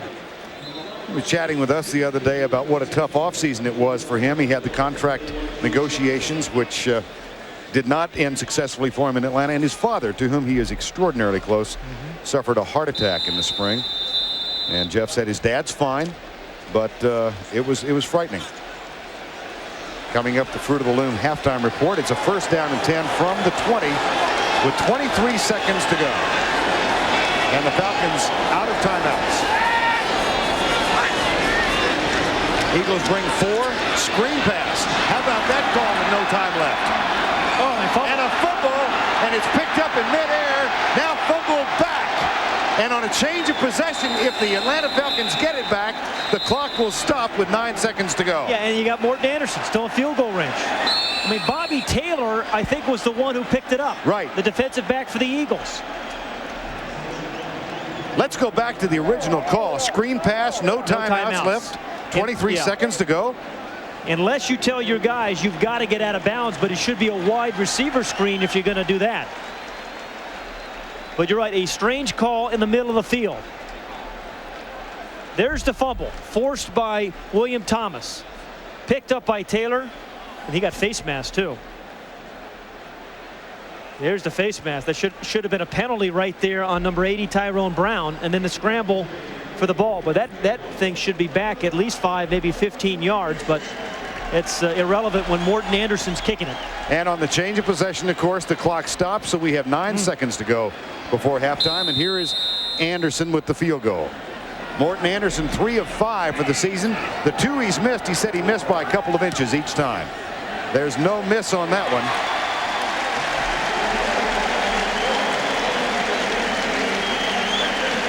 4 of 6 for the season for Morton Anderson.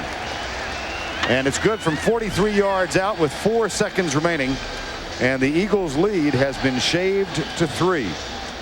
Well, and I think June Jones can't be terribly happy with the way his team played, but he has to be happy with a couple of big plays by Eric Metcalf in particular. Had a big kickoff return, and then the long pass reception. They gave them a chance to get the touchdown. So they've hung around.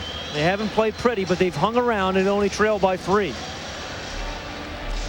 You know, Atlanta, like Philadelphia, playoff team last year, both made it as wild cards, but really a tough start. Yet, as we said at the outset, Pat, you know, you lose to Carolina, Minnesota first 2 weeks, and you think, but now 2 of the undefeated teams. Exactly. I'll tell you, Kevin Green for Carolina is off to a great start. Another good game today. Really gave these Falcons a tough time in their opener. And did you hear the word about LaShawn Johnson in Arizona's win? The running back, 214 yards down in New Orleans. His career totals prior to today, 32 carries for 101 yards. So is that a career day then? At least so far, huh? Oops. That one bounces off the leg of Marseille. He picks it up at the 10 and is cut down on the final play of the half at the 15-yard line. Well, 2 birds under glass, and we've got a tasty dish served up for you thus far. I like that.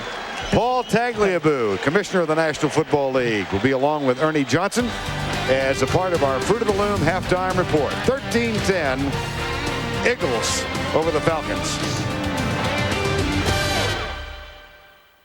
Strike offense. They go 90 yards in 2 plays. The 23-yard touchdown pass made it 13-7. And the halftime stats, the 4 yards rushing. Extraordinary. Now, they've only run it 3 times thus far. And they said coming into this game, they wanted to start out establishing the run. June Jones, he's looking for the running game right there. But actually, I think it's a collection of pictures. That's a high school annual. That's the Lancer. That's the Lancer annual. That's from Bishop Lamont. I looked good in '69, didn't I? Scott Fields gave it to him. Well, guess who's going to may return this kick again? That guy, number 21, who changed this game around in the second quarter. Here's the kick by Hutton. This is a dandy.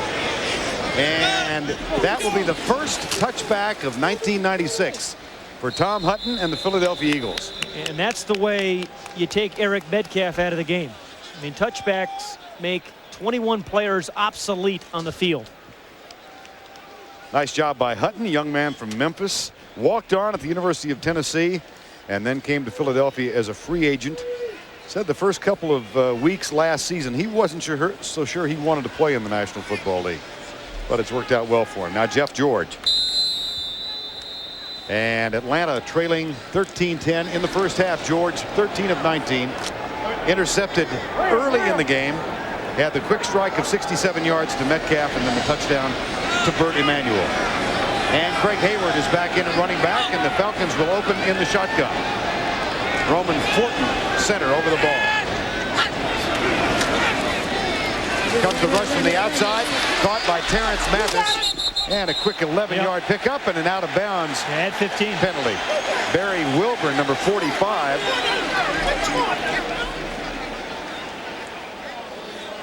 Ray Rhodes, well, concerned about his team. The personal foul against the Eagles came into this game with 25 penalties in 3 games. This was an easy call.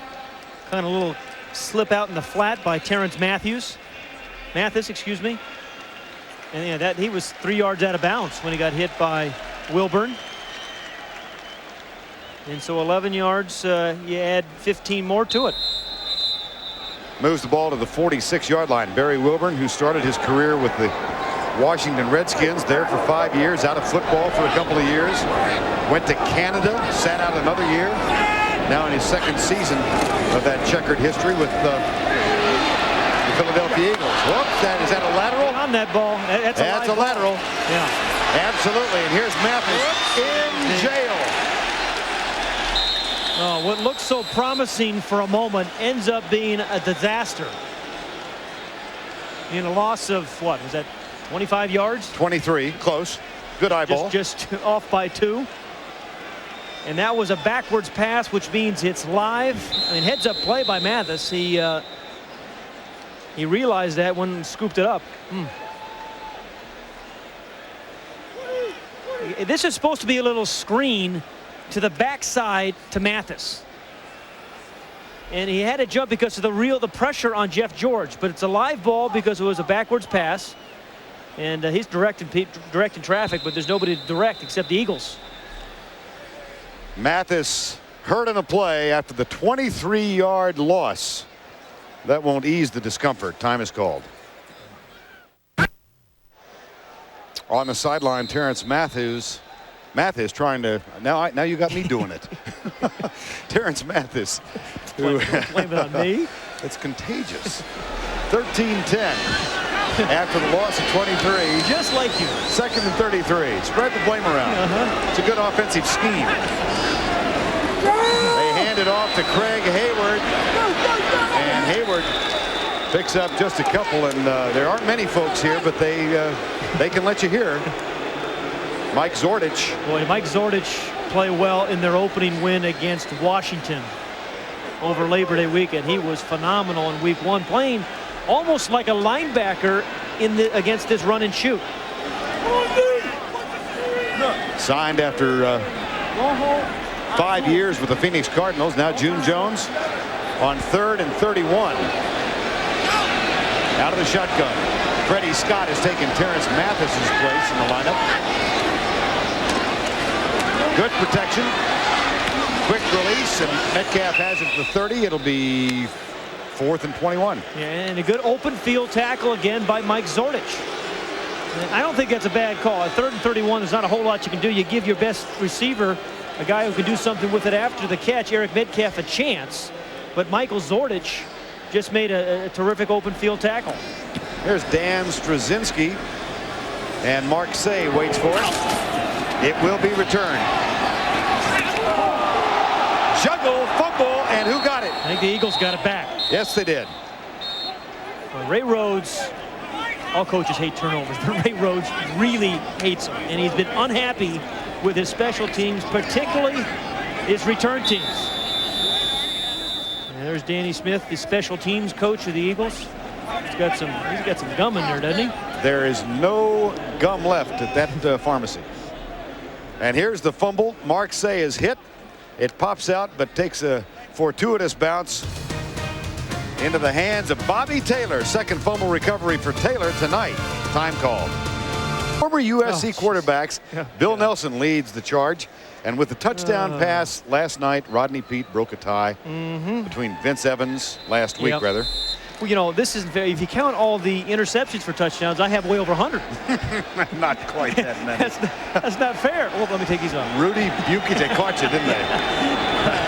Yeah, it got me. Ricky Waters. Left side, Chris T. Jones. I hate when the producer talks to you alone. I know got you's coming up. Well, we talked about emerging players. I mean, LaShawn Johnson, you mentioned him from Phoenix today, and this guy, Chris D. Jones, 5 catches a year ago and has been phenomenal. Not as big a story tonight, 3 catches for 23 yards, but this guy has size. He's 6'3", over 200 pounds, and he's got power, and he's fearless over the middle. Second down and 3. 13-10 ball game. Hand off to Waters, big hole. He's on his way. It's a foot race. Waters from the 10, touchdown Philadelphia.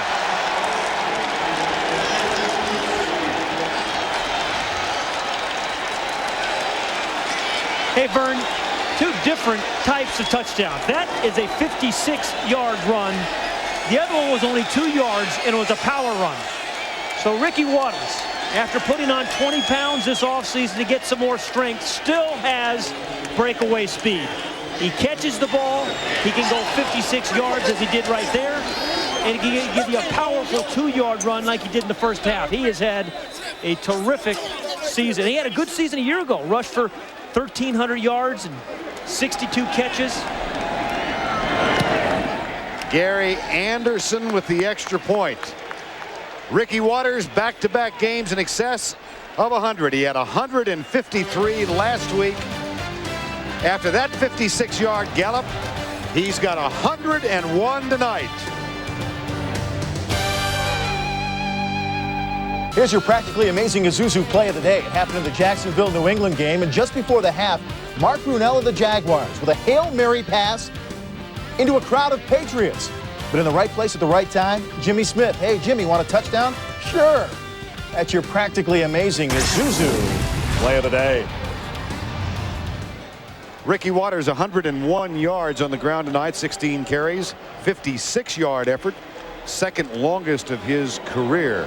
And now Tommy Hutton getting ready to repeat the honor of kicking off to Eric Metcalf. And this one will be returned from the 2. Here's Metcalf. Oh, boy. Ouch. Picture perfect. Sylvester Wright, number 52.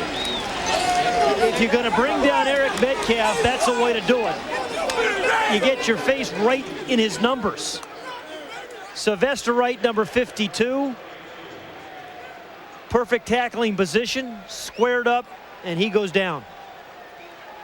That was a good tackle on a very dangerous kickoff return man. Down at the 22-yard line.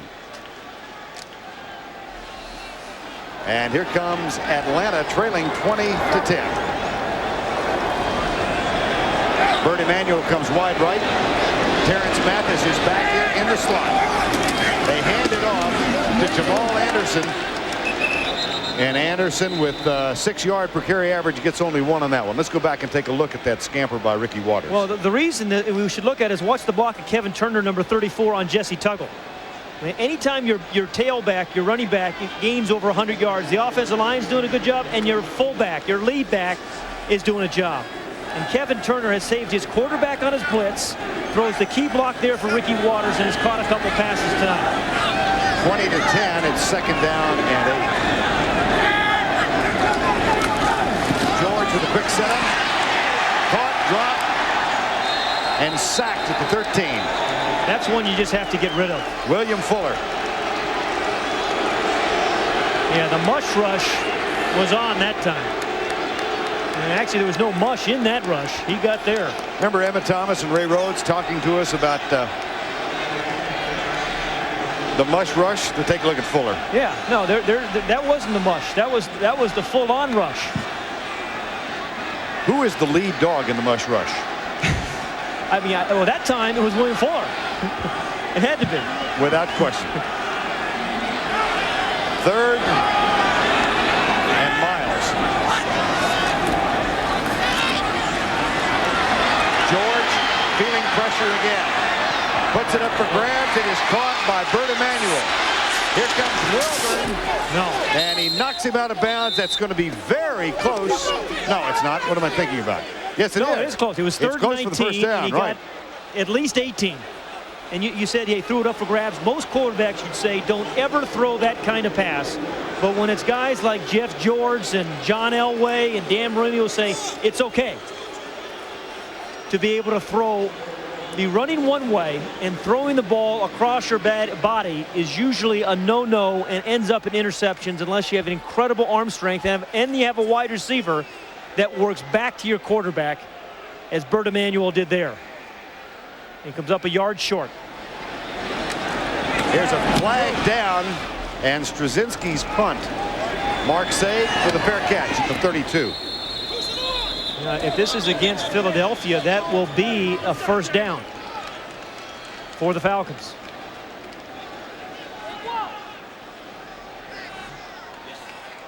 Atlanta. June Jones is a relaxed guy. Always looks like his, the insurance has just lapsed. Never gets too excited about things.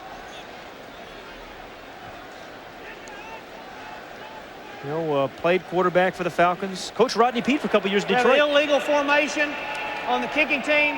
That penalty is declined. First down. Frank Gans, the special teams coach, a role he's fulfilled with a variety of teams, a one-time head coach at Kansas City. 9:36 remaining in the third quarter, 20-10 Eagles. They scored last time out on a 56-yard run from Ricky Waters. Now Guy McIntyre, Angus, the longtime guard who played with such distinction with the 49ers, is in at left guard, and Joe Panos has moved to right guard. Backs are split on 1st and 10. Irving Fryer. That one could be picked off. No, it's caught by Waters. He took it away as McKyer went for the grab and missed it. Yeah, who has stronger hands? And it's Ricky Waters. Even if he does have, the fingers cut out on his gloves. I mean, this is the one that looked like Tim McGuire was going to catch and score on. There, Ricky Waters keeps the ball alive by tipping it with his right hand. And again, Ricky Waters has done a variety of things that have helped this Philadelphia team tonight. Third catch tonight for Waters. Second down and 3. And he darts over right guard. Joe Panos and Raleigh McKenzie. Yes, McKenzie helping him out. And there's Fryer and Patrick Bates exchanging words. You were mentioning Joe Panos a moment ago, and last week after Ricky Waters had the big game, he took his entire offensive line out for dinner. And they went to Bookbinders there in Philadelphia, and he had the full complement. He started the shrimp cocktail, then the lobster bisque, followed by some salad. Then he had the surf and turf, then some cheesecake, all with some Dino. Setting Ricky back a couple grand. 3rd and 1. Pete, good block on Archambault. Pete dives for the first down. He's short. Yeah, he did not get it. And Joe Panos trying to help with the block, but that's going to come up short, and it'll force a 4th down. Panos was saying that the heaviest eater among the bunch was Lester Holmes, the right guard. 6-pound lobster. Well, Lester goes 305. He was 307 when he left. Wait, but he ate a 6-pound lobster. How does that work? Wait a minute. Yeah, well. Never mind. There's Lester. There's Lester. There's an answer there, but I'm not going for it. A 6-pound lobster would fit in that body. And any bets on a bib? No. When you're that size, you do not wear the lobster bib. There's the measure. Interesting, Joe Panos was telling us, Pat, that they were They were in the middle of the final drive against Detroit, and Waters said, "Okay, guys, we're going to dinner." And he claims he invited the entire offensive team. Only 8 people picked him up on it. Joe Panis, whose parents immigrated from Nistali, Greece in the late 60s. He was born in Wisconsin and played collegiately at the University thereof. Here's Tom Hutton, born and raised in Memphis, Tennessee. This team needs a punt block right now.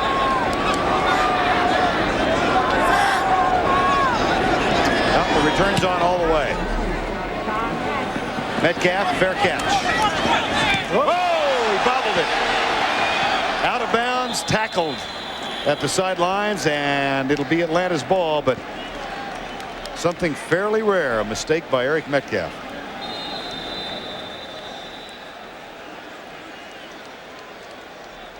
Call for the fair catch, misjudged it.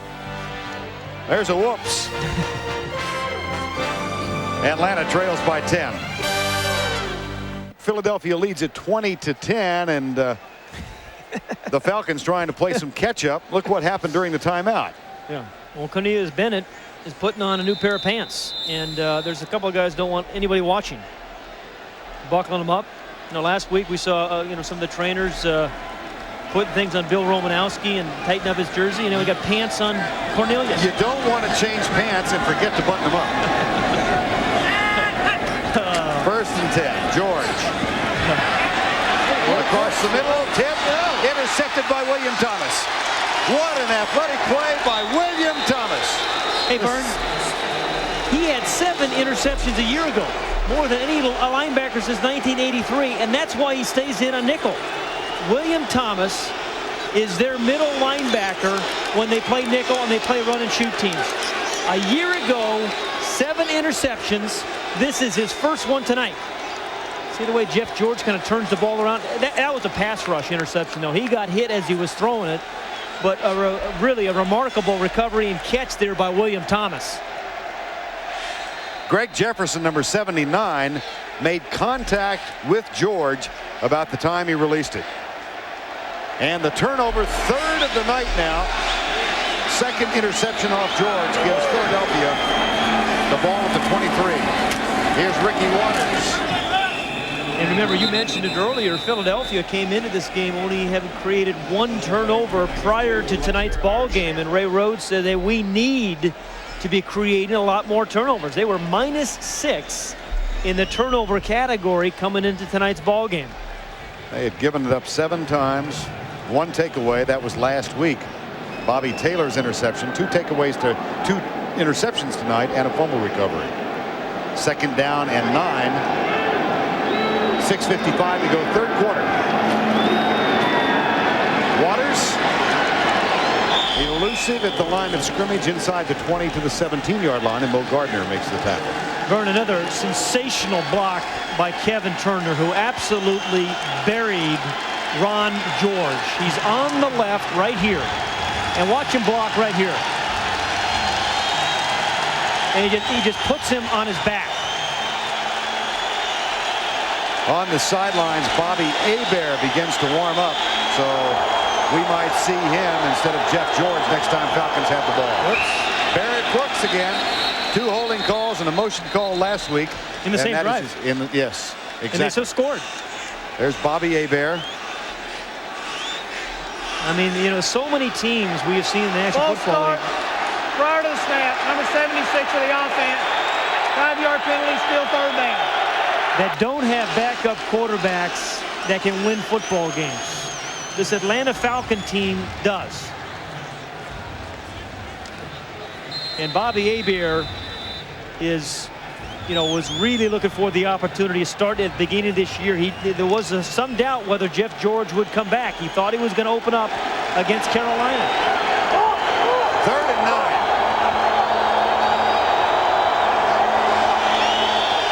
Waters in motion. Pete across the middle, tipped and incomplete. Intended for Jason Dunn, and Patrick Bates leveled him. Let him have it. And Jason Dunn was wide open. Ball was high. A little bit high. When you get people in his face sometimes, he'll get some high passes. Ouch. And there's Bates. He knew he had him. Yeah, he knew he had him for really a big play, potentially a touchdown. He smiles, as we've talked about, more than any quarterback in the game. He enjoys the game. I mean, while he's playing, it's easy to enjoy it on Monday after you win. Gary Anderson from 39 yards out is perfect. Boy, is he. This one's been straight down the middle. I mean, he's not missing the middle by much. I was talking before the game, and he said, 15th year, only 3 face masks, so. Had 2 in Pittsburgh. 1 was broken when it was perfect snap. Good hold there by Hutton, and then directly through the uprights. And a new snapper this year, Morris Anatoa from Brigham Young. Yeah. That one was a good one. Gary Anderson said he came here at the age of 18. He's only made 1 trip back to his native South Africa. That was in 1989 on his honeymoon. But obviously he and his family, his father passed away a few years ago. His mom still lives in the Northeast, or the Midwest actually. And Gary thrilled with the way things have evolved in that tortured country. Well, both these kickers we talked about have so many parallels. And really, neither one of them has seen a professional football game till they came to the United States, and they both may end up in the Hall of Fame. Here's the kick by Hutton. Squib kick this time. Taken short. And returned to the 31-yard line. Looks like it might have been Styles. And here's Bobby Hebert. And the reaction of a few folks who are here.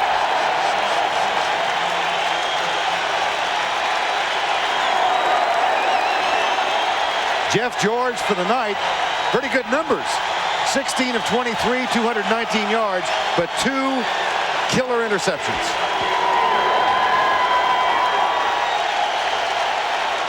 And he is sporting, a new little accent over the E. Cajun accent. Yeah. He's got the little thing over the E. And he was pretty excited about that before the game, too. Yeah, I saw him really animated about it. 1st and 10, Bobby Hebert about to throw his first pass of 96. And it's complete into the flat to Jamal Anderson. And Anderson is down by Barry Wilburn and Mark Woodard, number 57. That's the thing about coming in as a backup quarterback in the run and shoot. There's no easing into the game with a couple of handoffs. You come in chucking. And Bobby Hebert, we talked about Jeff George being courageous and being, started the 16 games in a row last season, all 16 games. Bobby Hebert is another one of those guys who's been a tough quarterback throughout his career. 2nd down and 5. Most of that career spent with the New Orleans Saints. 2nd and 5. 23-10 the score. They hand it off to Jamal Anderson, and there's nothing there for him. Boy, the ground game tonight thus far. It's awful. Minus 14 yards. Now that includes 23 yards lost on a lateral. The negative yardage given to Terrence Mathis. Yeah, but there's been no run in the run and shoot tonight. And not enough shoot, as they've only scored 10 points.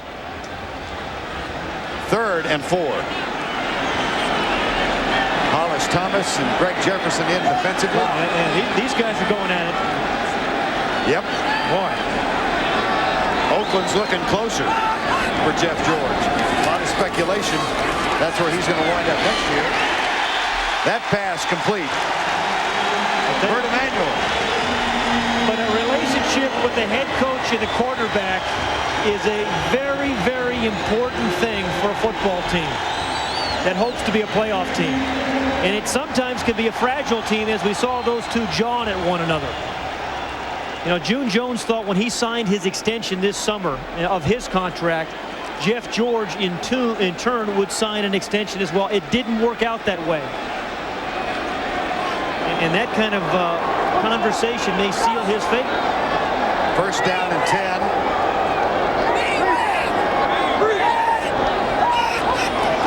Hebert almost bobbles the snap. Jamal Anderson picks it up and gets a yard at left guard. Just to go back to the June Jones and Jeff George relationship, June was telling us on the phone the other day that you know, he's had great success coaching quarterbacks, being a former quarterback himself. And if that's the deck of cards, the way the cards fall, and Jeff George is gone, he will coach whomever takes his place next year. Well, I still believe Jeff George is the guy you want to attach your wagon to long term here. He's only 28 years old, but he will be an unrestricted free agent after this season. And he'll be in demand, Vern. 2nd and 9. Whoops. Go deep, go deep. Hebert settles short. And they get it to the 44-yard line. Downfield, Bert Emanuel was well covered. He was not open. And Jamal Anderson makes the grab. It was old Mike Mamula who was listening to Bobby Hebert's snap count. Cajun snap count got him. And it's one of the things about this offense, the run and shoot. You don't have a lot of deep patterns, but when you have a free play, some guys have to go deep. But everybody, you got one here, you got one here, you got one here. Everybody's short. Bobby Hebert's looking for somewhere to throw it deep, then finally has to dump it off to his halfback, Jamal Anderson. Now here's an interesting decision for June Jones and the Falcons. They gained 7 on the play, would have given them a 3rd and 1. But they take the penalty 5 yards, so they lose 2 and they get an extra down. What do you think? You haven't given it any thought. I hadn't given it enough thought. Well, I was actually thinking about if something happens to Bobby Hebert, who plays quarterback for these guys. Dan Straczynski. Yeah. Jamal Anderson. Not there, so they're going to need the extra down. Because they're one of the few teams, the Falcons are one of the few teams that only carry 2 quarterbacks. And, you know, when you have a guy like Jeff George who started his 46th consecutive game, you take your chances. We talked with Dan Straczynski before the game. He runs the scout team in practice. Yep. Now, you might think Bert Emanuel, who was a college quarterback, but Emanuel is a full-time receiver now, so Straczynski is the 3rd team quarterback.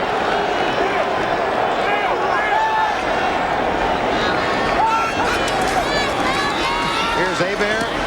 Caught by Mathis, first down at the 37-yard line. Yeah, that's good. And again, just to explain the rules, now that Jeff George has come out of the game, he can't come back in as a starting quarterback.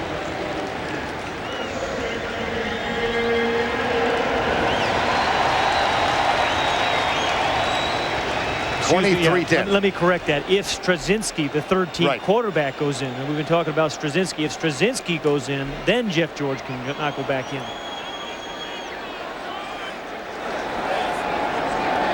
First down and 10.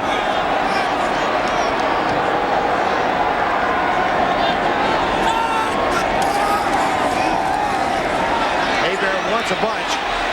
Emanuel's down there.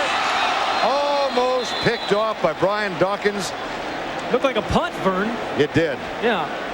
I mean, that had a lot of wobble in it. One of those, you know, option passes. You kind of catch it at either end. I've seen Geese with better fly patterns. I think ever since he got that little accent over the E, he hasn't been throwing the deep ball very well. You notice that? But Brian Dawkins, the rookie free safety out of Clemson, the #2 draft pick, probably should have picked that one off. No, I think he should have picked it off. Yes. 2nd and 10. Hebert 3 of 4 now. That's his first incompletion. Shotgun. 3-man rush. Hebert picked off by William Thomas. That's his 2nd tonight. Breaks the tackle and is still running. Boy, oh boy. Some guys just have, you know, you talk about a nose for the football. We mentioned he intercepted more passes than any linebacker since 1983 last year when he intercepted 7. Now, he hadn't intercepted a pass yet this year, but he has picked off 2 in successive drives. Or series. He's right here. And reads the pattern, reads the quarterback, and boy, there was some coverage around the receivers there. Terrence Mathis was covered. And William Thomas with the return of 37 yards. Bob Whitfield injured on the play and coming to the near sideline. 4th turnover. Well, Ray Rhodes wanted turnovers tonight. He's got them. He hopes to save some of these for next week when they play Dallas on Monday night. Backs are split on first down. Pete Waters. Pretty good lateral pursuit by Chuck Smith, number 90. He is strong. No, he is strong. Ricky Waters. I mean, he's given us a variety, a lot of different kind of runs. That one was just a power run. He bounced outside and never goes down. I mean, really gave Darnell Walker quite a shot. Yeah, look at that record. 1982. Yep. Last time they lost, Wilbert Montgomery had 116 yards in a loss. Actually, it was in 81. End of 81. Here's Pete. Tip. Diving try. Devin Bush couldn't get it. Yep, what might have been. You know, the Falcons struggling, but Devin Bush, number 25, and he's the strong safety. Second year, was the #1 draft pick a year ago. Their free safety is Patrick Bates. Vern, you've talked about him a little bit. After sitting out all of last year in a dispute with the Raiders, comes here, and they've got two pretty good safeties. Tip ball. But Devin Bush is a guy that's around the ball a lot. 3rd and 8. Back split behind Rodney Pete. Pete 16 of 27. 199 yards. Blitz coming.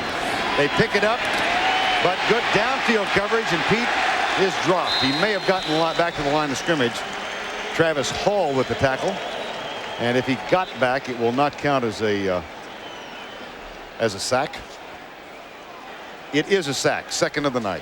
Yeah, Cornelius Bennett, number 97, in spite of this team's frustrations, continues to do everything he can to help his team win. I mean, he's been covering wide receivers down the field. He's rushing passers. He's playing linebacker.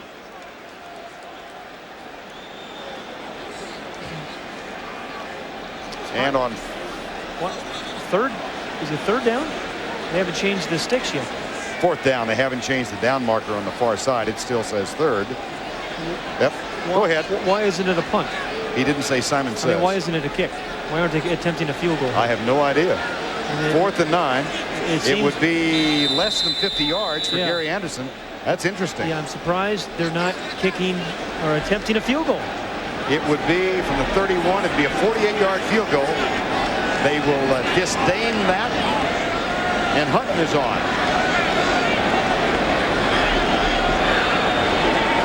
Try and draw them offside, take the delay of game, and go back 5 yards.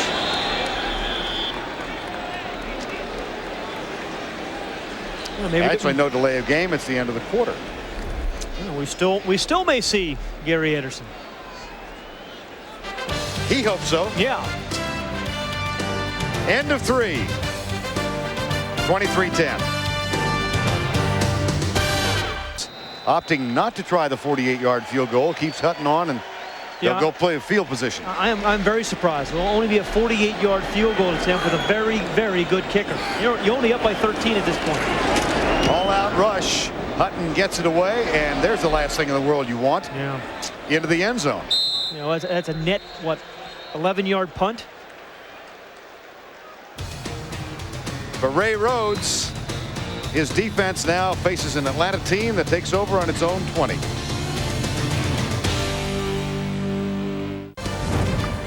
Next Sunday night, Pat and I are going to move our debate to the nation's capital. RFK Stadium. The Washington Redskins off to a 3-1 start. Terry Allen, Gus Frerotte, RFK Stadium.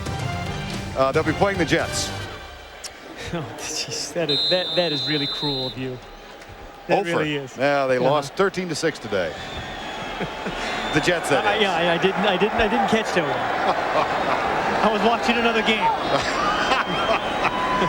You thought Kansas City and Denver was more compelling? I don't understand. First down and 10. Left side. Whoa. Whoops. Goodness. Tyrone Brown, Jeff George pulled late third quarter at the end of 3.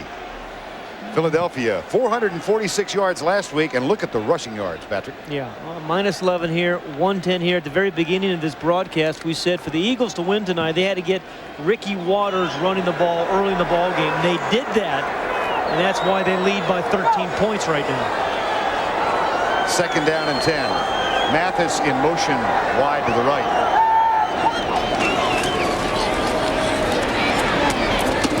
That one caught by Bert Emanuel at the 22-yard line, but it's going to leave a 3rd and long. You know, when the Falcons have had some success, and this year and last year, they've been able to get the ball to those little wide receivers in open space. We saw it once tonight with Eric Metcalf. But, you know, you give Eric Metcalf a little bit of room. Get him the ball where he can catch it and make something happen. A lot of good things are going to happen to you, but they have not done that enough tonight. 3rd and 7. Down by 13 with 14-12 to go. Again, a 3-man rush by the Eagles. Hebert comes left, finds Mathis short of the 1st down. They'll have to punt. It'll be 4th and 1 at the 29. Well, I'm not so sure. Well, think they'll go for it? Well, you wouldn't go. But again, you run and shoot team. You're not a great short yardage team. They haven't been. They missed in a short yardage run with Craig Hayward in the 1st half, but. And tonight, you've got Anderson with 5 carries for 8 yards and Hayward 3 for 4. So they will punt it away. Here's Straczynski. Marksay waits for it, has it at the 20. And he's got a lot of room. A flag is also down near the line of scrimmage. Here's Say, dances down the sidelines and out of bounds at the 25. But hold everything. A flag thrown before Marksay caught the punt. And we got another Eagle smiling, and rightfully so. I mean, the Eagles have put together a complete game tonight thus far.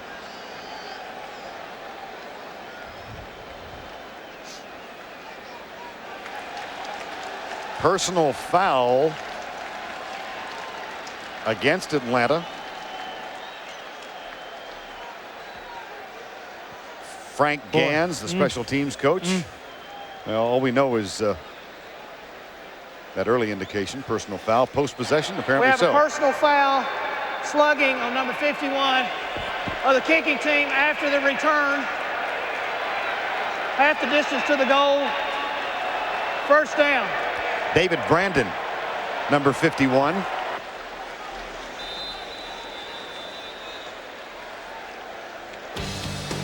So a 56-yard punt return by Marksay will stand, and then they'll tack on the penalty. 13:25 remaining in regulation. Eagles with a 13-point lead. And David Brandon found guilty of slugging during the return. Half the distance. Gives Philadelphia a 1st down and 10 at the 12-yard line. Jones and Fryer both break off to the left. Kevin Turner, Ricky Waters in the backfield behind Rodney Peete. Waters, a little stutter step behind the line. He goes left and moves it inside the 10. Tim McKyer. You know, the really good football teams, the National Football League, Vern, can beat you, 3 different ways: offensively, defensively, and on special teams. And Ray Rhodes was able to squeeze 10 wins out of that team a year ago. A team, I think, without him that may have only won 7 games. But he squeezed everything he can. And this year, again, he's squeezing a lot out of this team, including good special teams for the first time this season. 2nd down, 5. They'll give it to Waters. He goes left. Guy McIntyre with a pull. Still a great pulling guard, even at the age of 34. Yeah, Guy McIntyre, number 62 for the Eagles. They rotate him in the offensive line. I mean, you see a lot of defensive linemen kind of rotating in these days, and they bring in Guy McIntyre, who plays up to a little bit more than a quarter. And when he comes into the game, they like to pull and lead and have him lead Ricky Waters. 3rd and 4. That puts Joe Panis at right guard. McKenzie still at center. Play action. Pete looks in the end zone, and a man well covered, and it's incomplete. Kevin Turner went deep, 9 yards. But good downfield coverage in the end zone. And Clay Matthews, number 57, is in there at the age of 40. He was a teammate of yours in Southern California, is that right? In college, he was a teammate of mine, yeah. That's how long he's played. I talked to him right before the game. He said, "This is it. This is my my last season. I'm going He said, I'm not sure what I'm going to do. Probably coach high school football, maybe. Amazing career. Yeah, he really has. 12th pick in the 78 draft. How long ago was that? The first pick that year was Earl Campbell. He's already in the Hall of Fame. And Gary Anderson gets his 3rd field goal of the night. It comes at the end of a 56-yard punt return and a penalty that set all that up. A lot of Eagles smiling. A lot to smile about. Is presented by authority of the National Football League, and it is intended for the private use of our audience. Any rebroadcast or other use of this telecast without the express written consent of the Atlanta Falcons and the National Football League is prohibited. Not too far from Atlanta, Fulton County Stadium, where this afternoon the Braves cinched the NL East championship. I think there may have been twice the crowd there today that we have here tonight. We're at the Georgia Dome. And let me amend the effort of Gary Anderson. He's got 4 field goals tonight. Here's Metcalf with Woods. And he's got Hutton to beat. And Tommy Hutton, who thought it was an honor to kick off to Eric Metcalf. Isn't that the second time he's had to get Eric Metcalf's way? Right. And Eric Metcalf has returned 8 punts and kicks for touchdowns. Top of the screen, he's right in here, I believe that is he. That is our man Tommy Hutton. You know, it looks like he's kind of the kid that brings your groceries out to the car, you know, but uses the sideline as a friend. Took the straight arm in the face. Did a good job. Well, we've been teasing him a lot tonight. He's a very mild-mannered young man from Memphis. And last night it was really fun when he said it would be an honor, and Gary Anderson said, "Are you nuts?" 1st and 10, Atlanta. Bobby Hebert continues at quarterback. 26-10. Left side. Tyrone Brown makes the grab, and Mike Zordich comes up a little late. Yeah. And again, one of those things about this offense, or any offense, when you catch that ball there in that hook route and you're not moving with the ball, you're going to get pummeled. And he indeed, Tyrone Brown, got pummeled. There's one.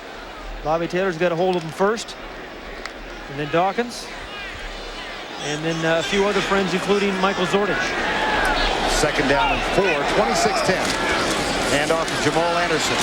Gets a block, leads right, picks up a 1st down at the 30-yard line. Troy Vincent. And a statistical note, Pat, we talked a lot about the minus rushing yardage, and you'll recall there was what we thought was a lateral back earlier in the 3rd quarter. That was initially accredited as a 23-yard loss rushing to Terrence Mathis. They now have amended that. They just did, and they've made it a 23-yard loss on a fumble given to Jeff George. So the rushing yardage, if you care about this, is 12 yards. Geez, I'm confused. Could you go through that again? Now it's 19. Yeah, with that one. Yep. I just wanted to. Jeez. Huh? You know how do they get the passer ratings too? I'm just getting ready for Washington. I'm getting long-winded. Bert Emanuel, 1st down at the 10. You know, I'm kind of surprised that the Falcons, I am very surprised the Falcons are not in a hurry-up mode. You know, the score is 26-10, and yet they're lingering around in the huddle.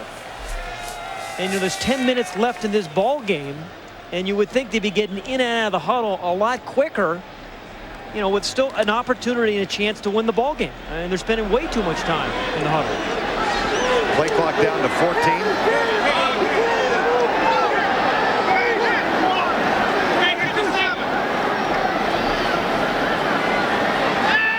3 on the play clock. Hebert deep left side. At the goal line, no flag. Bobby Taylor, who's a big cornerback, 6'3", 207. Yeah, you know, all these Philadelphia defensive backs are big. And you have to with these athletic and big wide receivers that are playing in the NFC in particular. I don't think, you know, he had his right hand on it. The crowd has reacted. They saw a replay, thought it was pass interference. That's kind of an athletic move for a 6'3" guy. Well, he had a genetic advantage. His dad, Robert, won a gold medal in the 400-meter relay at the Munich Olympics. Yeah. And a silver in the 100. Into the end zone, incomplete. Intended for Mathis. What I don't understand, though, about Bobby Taylor in his jersey. Right. I mean, he's the only Taylor on the Eagle team. And yet he's got that initial B on there. You know when Jeff George has a J on his, because there's a Ron George on the, there's the J George. Right. And they have a Ron George, so he has R before the George on his name, but there's only one Taylor on the Eagles. So explain that to me. There, see? That makes sense to me. Okay. B. Taylor. B. Taylor didn't make sense. It's a motto. Be a Taylor. 3rd and 10.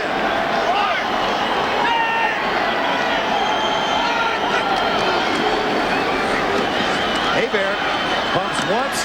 Emmanuel. It'll be 4th down. You have to go for it here.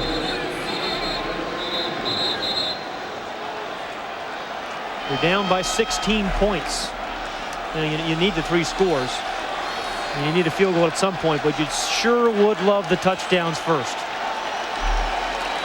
And there's, speaking of names, you see the little accent over the E on Bobby Hebert. Is that accent different than an umlaut? Yes, it is. Or a tilde. But this is an important accent for Bobby Hebert. 4th and 3.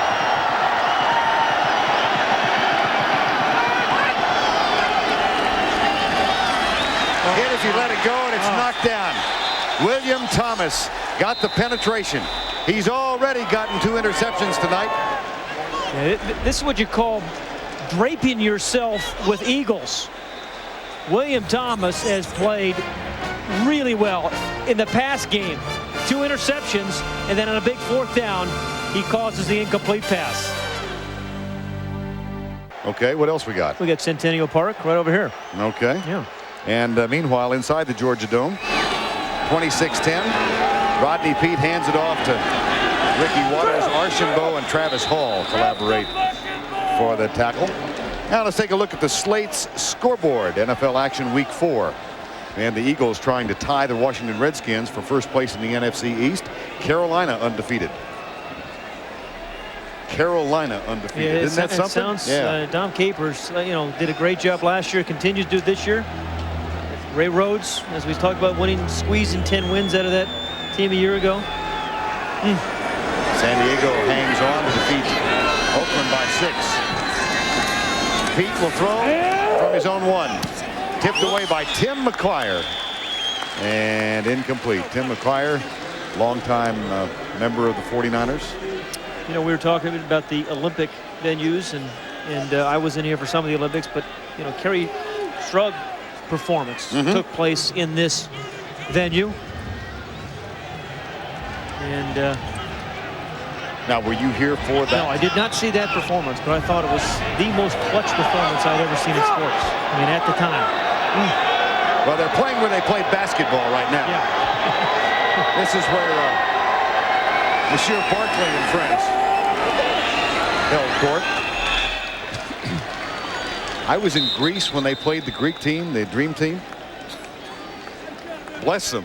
Some of the folks in Greece thought their guys would overcome the cigarette habit enough to actually give the Americans a game in that one. It didn't happen. Some guys don't have quit in them, and Cornelius Bennett, whom we just saw there, number 97, is one of those guys. I mean, now his team is 0-3, or will be 0-3 after tonight's ball game, but he continues to play well.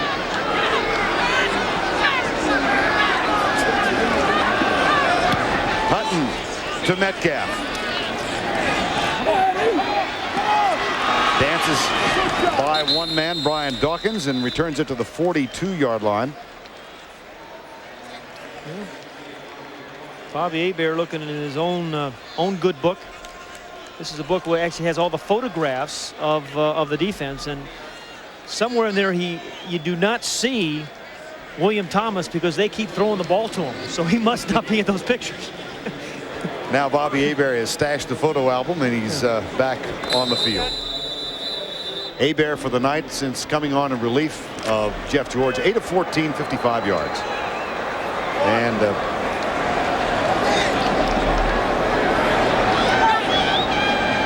first and 10, Atlanta at the 41.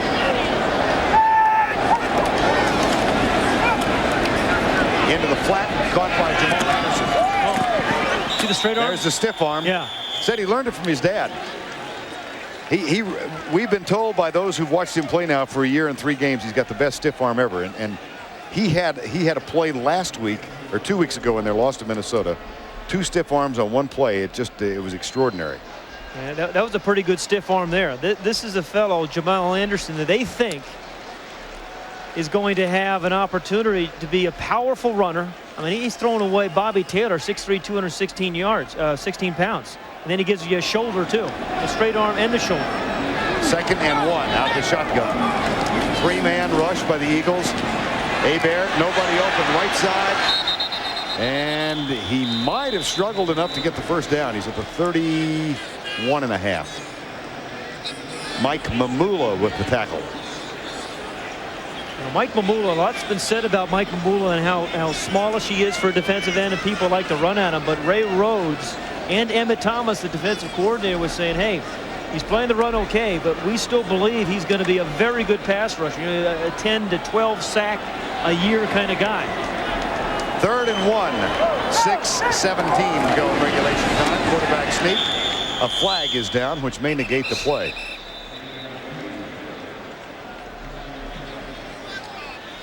Well, this has to be a disappointing game for the Falcons after a bye. I mean, to go 0-3 when the expectations were so high, they finished so strongly last year, lost in a playoff to Green Bay, but beat the 49ers in the last regular season game. Offense, number 65, 10-yard penalty, repeat 3rd down. That's Roman Fortin, the center. Yeah. And 2 weeks ago, in a very close ball game, his holding call late in the game wiped out a 12-yard gain on 3rd and 3. And June Jones and the Atlanta Falcons wound up losing that game 23-17. So now it's 3rd and 11.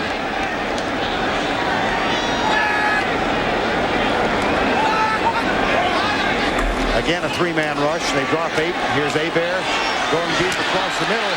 Got it complete. Tyrone Brown, first down at the 15.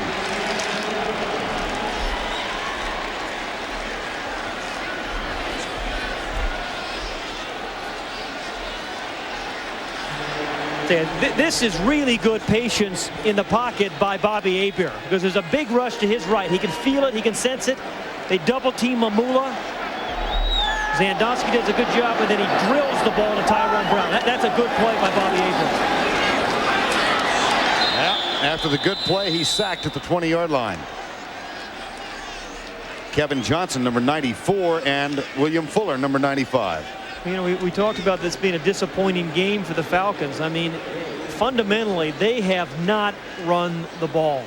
And they came into this game saying we wanted to run. Only 19 yards rushing on the evening, and that is just not good enough. 2nd down, 15. Hebert, Anderson, another one-handed grab by Jamal Anderson, but another flag. Boy, Bob Whitfield. Oh, you're showing your age. Bob Whitfield hold a guy. And I don't know if they're going to call it on Bob, but Big Bob, he got his paws on someone. Did he give way to Norm Van Brocklin, perhaps? Oh, it's a large man, and when you're that large, sometimes it is hard to hide. Whitfield. Holding, offense, number 72, 10-yard penalty, repeat 2nd down. It's not on Whitfield. It was on 72, Mike Zandowski. Yep. And wipes, that puts him back at the 30-yard line. Bob got away with one then. That is now the 10th penalty for 90 yards against Atlanta. They haven't run the ball. They have 10 penalties, and they've turned it over 4 times. That generally means a loss. Tough to win.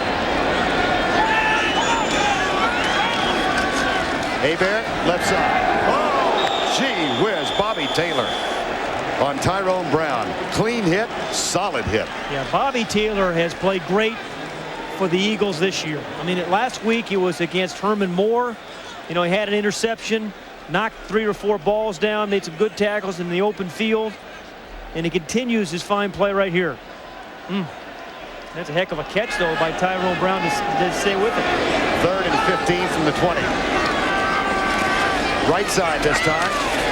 And Bert Emanuel makes the grab and goes out of bounds at the 12. That still leaves them 7 yards short of the first down.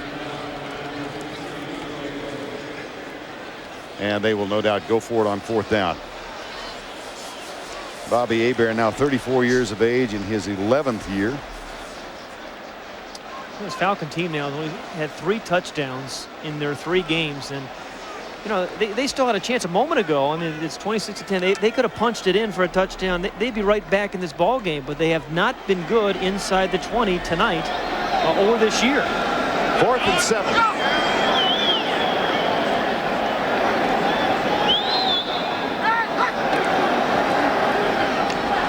Deep left side, got it. Mathis, touchdown. His 3rd touchdown in the last 2 weeks, 2 games. Yeah, they have now scored, what, 4 touchdowns this year, and he has scored 3 of them. And a good read, first of all, by Bobby Hebert, and then knows he has to get some mustard on it. Knows it's going to be a tight throw. Gets it over outstretched arms of one defender, Dawkins, and in front of Bobby Taylor.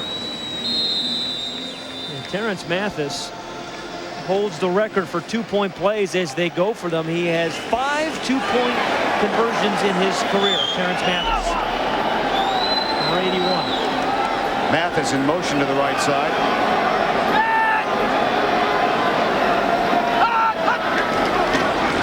Hebert puts it in the end zone. Mathis has 6. Well, you know, you kind of feature a guy down there. He's got a knack inside that red zone. I mean, he's only 5'10", 180 pounds, but he gets great position here, and then athletic. As he waits for the traffic to clear, he's falling down, still concentrating on it. And Bobby Hebert really just did a good job. But you always have to pick up the blitz. They did with William Thomas, number 51. And that's a good play. His 6th 2-point play. And how important might that be? It's now an 8-point ball game with 4:11 remaining, and both teams have all 3 timeouts left. You know, has well, there have been 6 2-point play attempts today in the NFL this Sunday. That was the 3rd conversion of it. But I was just about to say, Vern, you know, as ugly as the Falcons have played tonight, they've hung around. They've hung around. Trailing by 8 with 4:11 remaining. You pointed out they needed 3 scores. A decision on their last trip inside the 20 to not attempt the field goal. They went for the touchdown and did not get it. Here's Morton Anderson to kick off.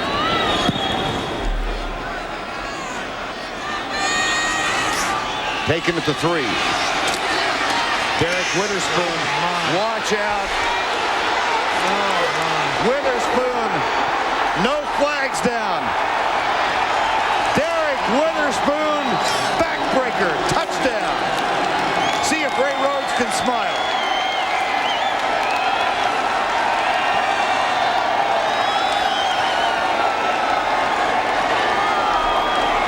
Look at that, 1995, December 17th.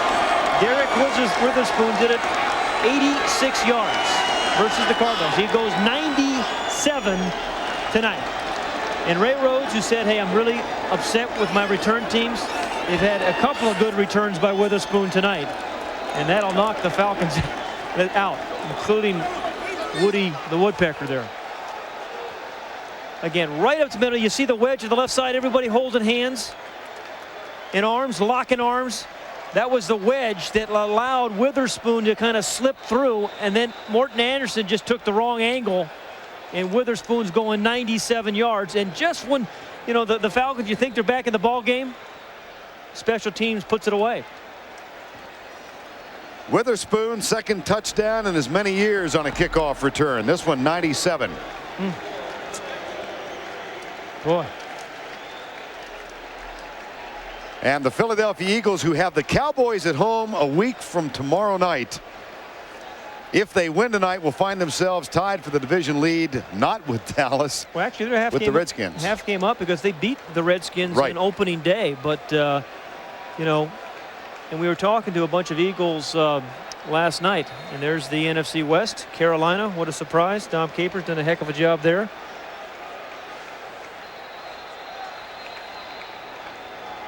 But we talked to some of the Eagles last night about Dallas's start. That was kind of tough. 33-18. With 3:55 remaining. Well, Ray Rhodes, he and his wife Carmen have 4 daughters, the youngest of whom is an 11-year-old named Raven. Ray says she is a huge football fan, and after they lost to Green Bay, she waited up for Ray to come back home. When he got there, she gave him a dressing down. Raven said, "Dad, it was ugly. You're embarrassing me. I've got to go to school tomorrow and face all my classmates. Don't you think about me?" Raven, I think you can go to school tomorrow. Well, you know, she also, every Friday they play a video game against the team the Eagles are going to play. She always rigs the game so that the Eagles win on Friday. Well, they're winning on Sunday too. Metcalf. Might he have another one? Not quite. But you always sit on the edge of your seat when he's got the ball in his hands. Dawkins makes the tackle.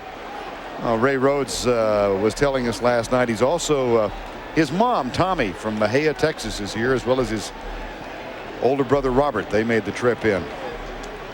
It's funny because his demeanor on the sidelines is so serious. He is really a very warm guy, very gregarious. Ask him a question, you're going to get a blue book answer. Yeah. But boy, has he done a job for the head coach. So funny, last night he was recalling his first ideas of becoming a coach in the National Football League. First down and 10. Of course, he played as a defensive back for the Giants. First and 10. Hebert finds Tyrone Brown out to the 39-yard line. That's going to be close for the first down. Ray Rhodes said his first year of retirement, he was hired as an assistant by George Seifert, and he and Kaz Banasek were essentially graduate assistants, not making much money, and they used to spend hours in the office. Here's first and 10 after the last play. That one to Mathis is good to the 45. Ray said they were sitting in this little tiny cubicle looking at film at 11 o'clock one night, and it was like the 8th straight night they'd been there. And Banasek said, "Ray, what's wrong with this? What is so difficult about this that we can't figure out?" He said Banasek lasted 1 year. Yeah. He obviously is going to be around a long, long time. Left side. Tackle made by Zordich on Eric Metcalf. And he really said it really wasn't until he had some success going up the coaching rung that he really thought he had a legitimate shot at being a head coach. You know, first he was a kind of a gopher, and then he was an assistant, and then he got a coordinator's job, and then he knew he could be a head coach in the league. Behind the intended receiver, Troy Vincent doing the defensive work on Bert Emanuel. I like these cornerbacks. Yeah, they got some size. They're tough. And just finishing up on Ray Rhodes, you know, the other thing he was saying, he said, I went through a couple of interviews knowing that I wasn't going to get the job. But I wanted to go through the process to understand the questions that would be asked of me as a interviewee for a head coaching job. And he's always prepared. So we went through a couple of those interviews where he knew he wasn't going to get hired, but it's worked out well for him and the Eagles in Philadelphia. Second and 10. Hebert into the flat for Terrence Mathis, who gets out of bounds and stops the clock with 2:19 to go. Well, in a losing cause tonight, Eric Metcalf with a big night. 284 all-purpose yards. That is a Falcon record. It's nice, but it doesn't mean squat when your team is losing 33-18. Nor does it mean diddly. Yeah. Or what else is there out there? Zilch. Yeah, Zilch. Zilch. Nada. Nada. Get a word in for the cat. 2:19. Jeff George pulled in the third quarter after his second interception of the night. Hebert has thrown 1 touchdown. Goes deep across the middle. There's another interception. This one to Brian Dawkins, number 20. And the rookie safety looking for a convoy. And he put a move on Metcalf and is finally knocked down at the 47-yard line. Yeah, now Eric Metcalf knows what it's like to tackle Eric Metcalf. I mean, he really did put a move on Eric. And Brian Dawkins is a guy that Ray Rhodes, doesn't really go, is not overwhelmed by players a lot. Doesn't necessarily go overboard when he's describing players, but he really likes this Brian Dawkins. Now, this is an easy interception. This is thrown right to Dawkins. And again, not much of a spiral on it, just a wobbler. You're being kind. Yeah. The option pass, catch it at either end. Then he's trying to pick up some blockers. And then the move on number 21. It's going to come a little later in this run. And this is what, that was right there. And that's what people fear when Eric Metcalf has the ball in his hands. Eagles came in -6 in turnovers. They're going to leave -1. That's the 5th turnover tonight. There's a flag down, and Waters, oh boy, he almost popped it loose. Well, he is a clever runner.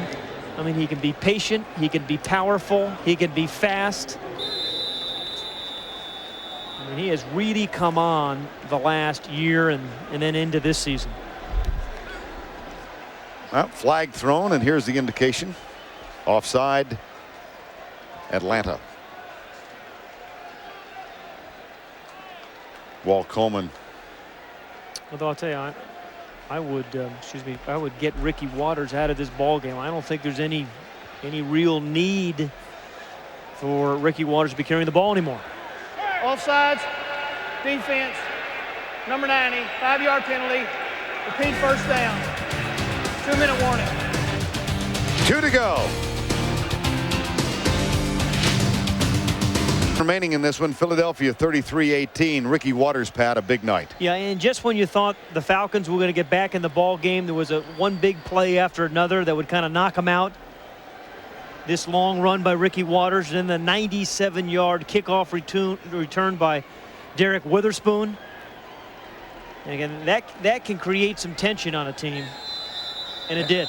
And so can this. Yeah. A conversation between June Jones and his quarterback Jeff George after he was pulled in the 3rd quarter. And that conversation continued for quite some time. And June was telling him to get down to the other end of the bench. 33-18, 1st and 5. Ricky Waters. Get him out. Get him out of the game. There really is no reason for Ricky to be in this ball game. Right? He is too valuable to this team to be in the ball game right now. Cornelius Bennett with the tackle. We called his name quite a bit tonight. Yes. Well, Rodney Peete was talking with us last night about the wide receivers, and he said we've really upgraded ourselves at that position. And one of the upgrades, here's a pass to first class, Irving Fryer. If you think of us as Eagles, I think we're like an eagle who is big enough to be pushed out of the nest now. And our head coach, Ray Rhodes, has pushed us out of the nest. And we can either flap our wings and start flying, or he's going to have to swoop down and grab us and pick us up and regroup again. So I think if we start flapping our wings and spread out a little bit and explore a little bit and experiment a little bit and have a little faith in our own abilities, I think we're going to be just fine. I think we're going to go a long way.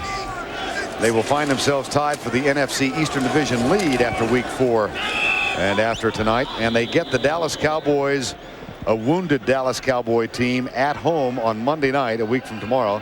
Then a bye week to let the bruises heal. Then at the New York Giants, and 2 home games, Miami and Carolina.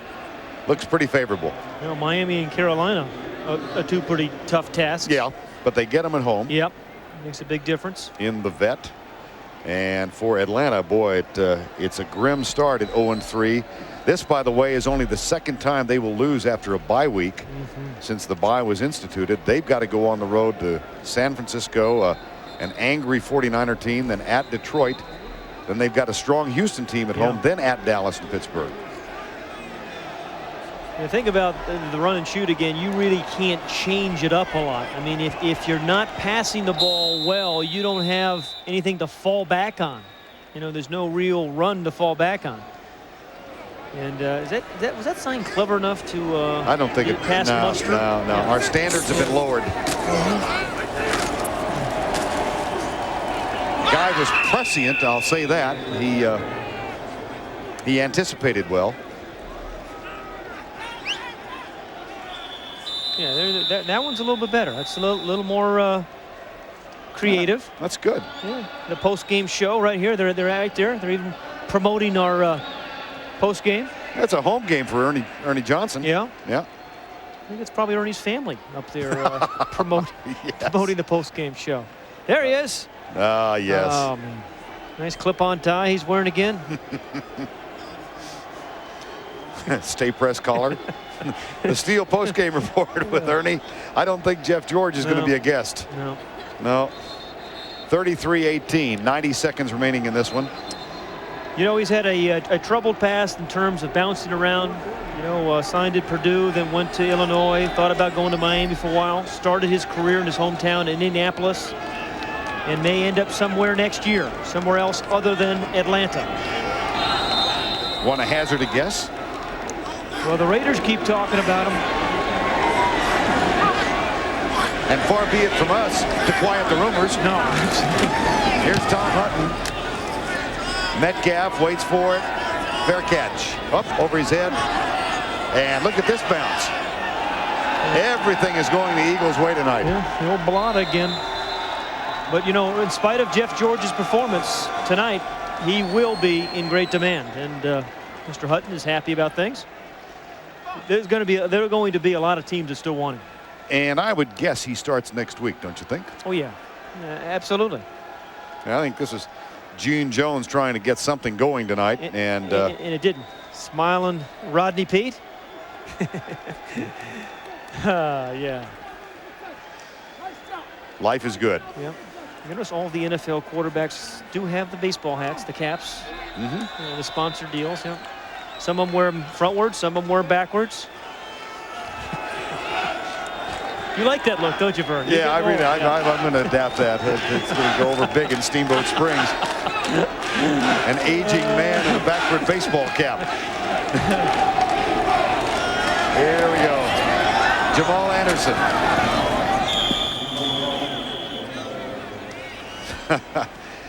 I was reminiscing with Pat last night at James B. Anderson. Jamal's dad was a guest at the rehearsal dinner at our wedding in 1982, and James B. assumed that Ray Leonard was going to pick up the check because he usually did.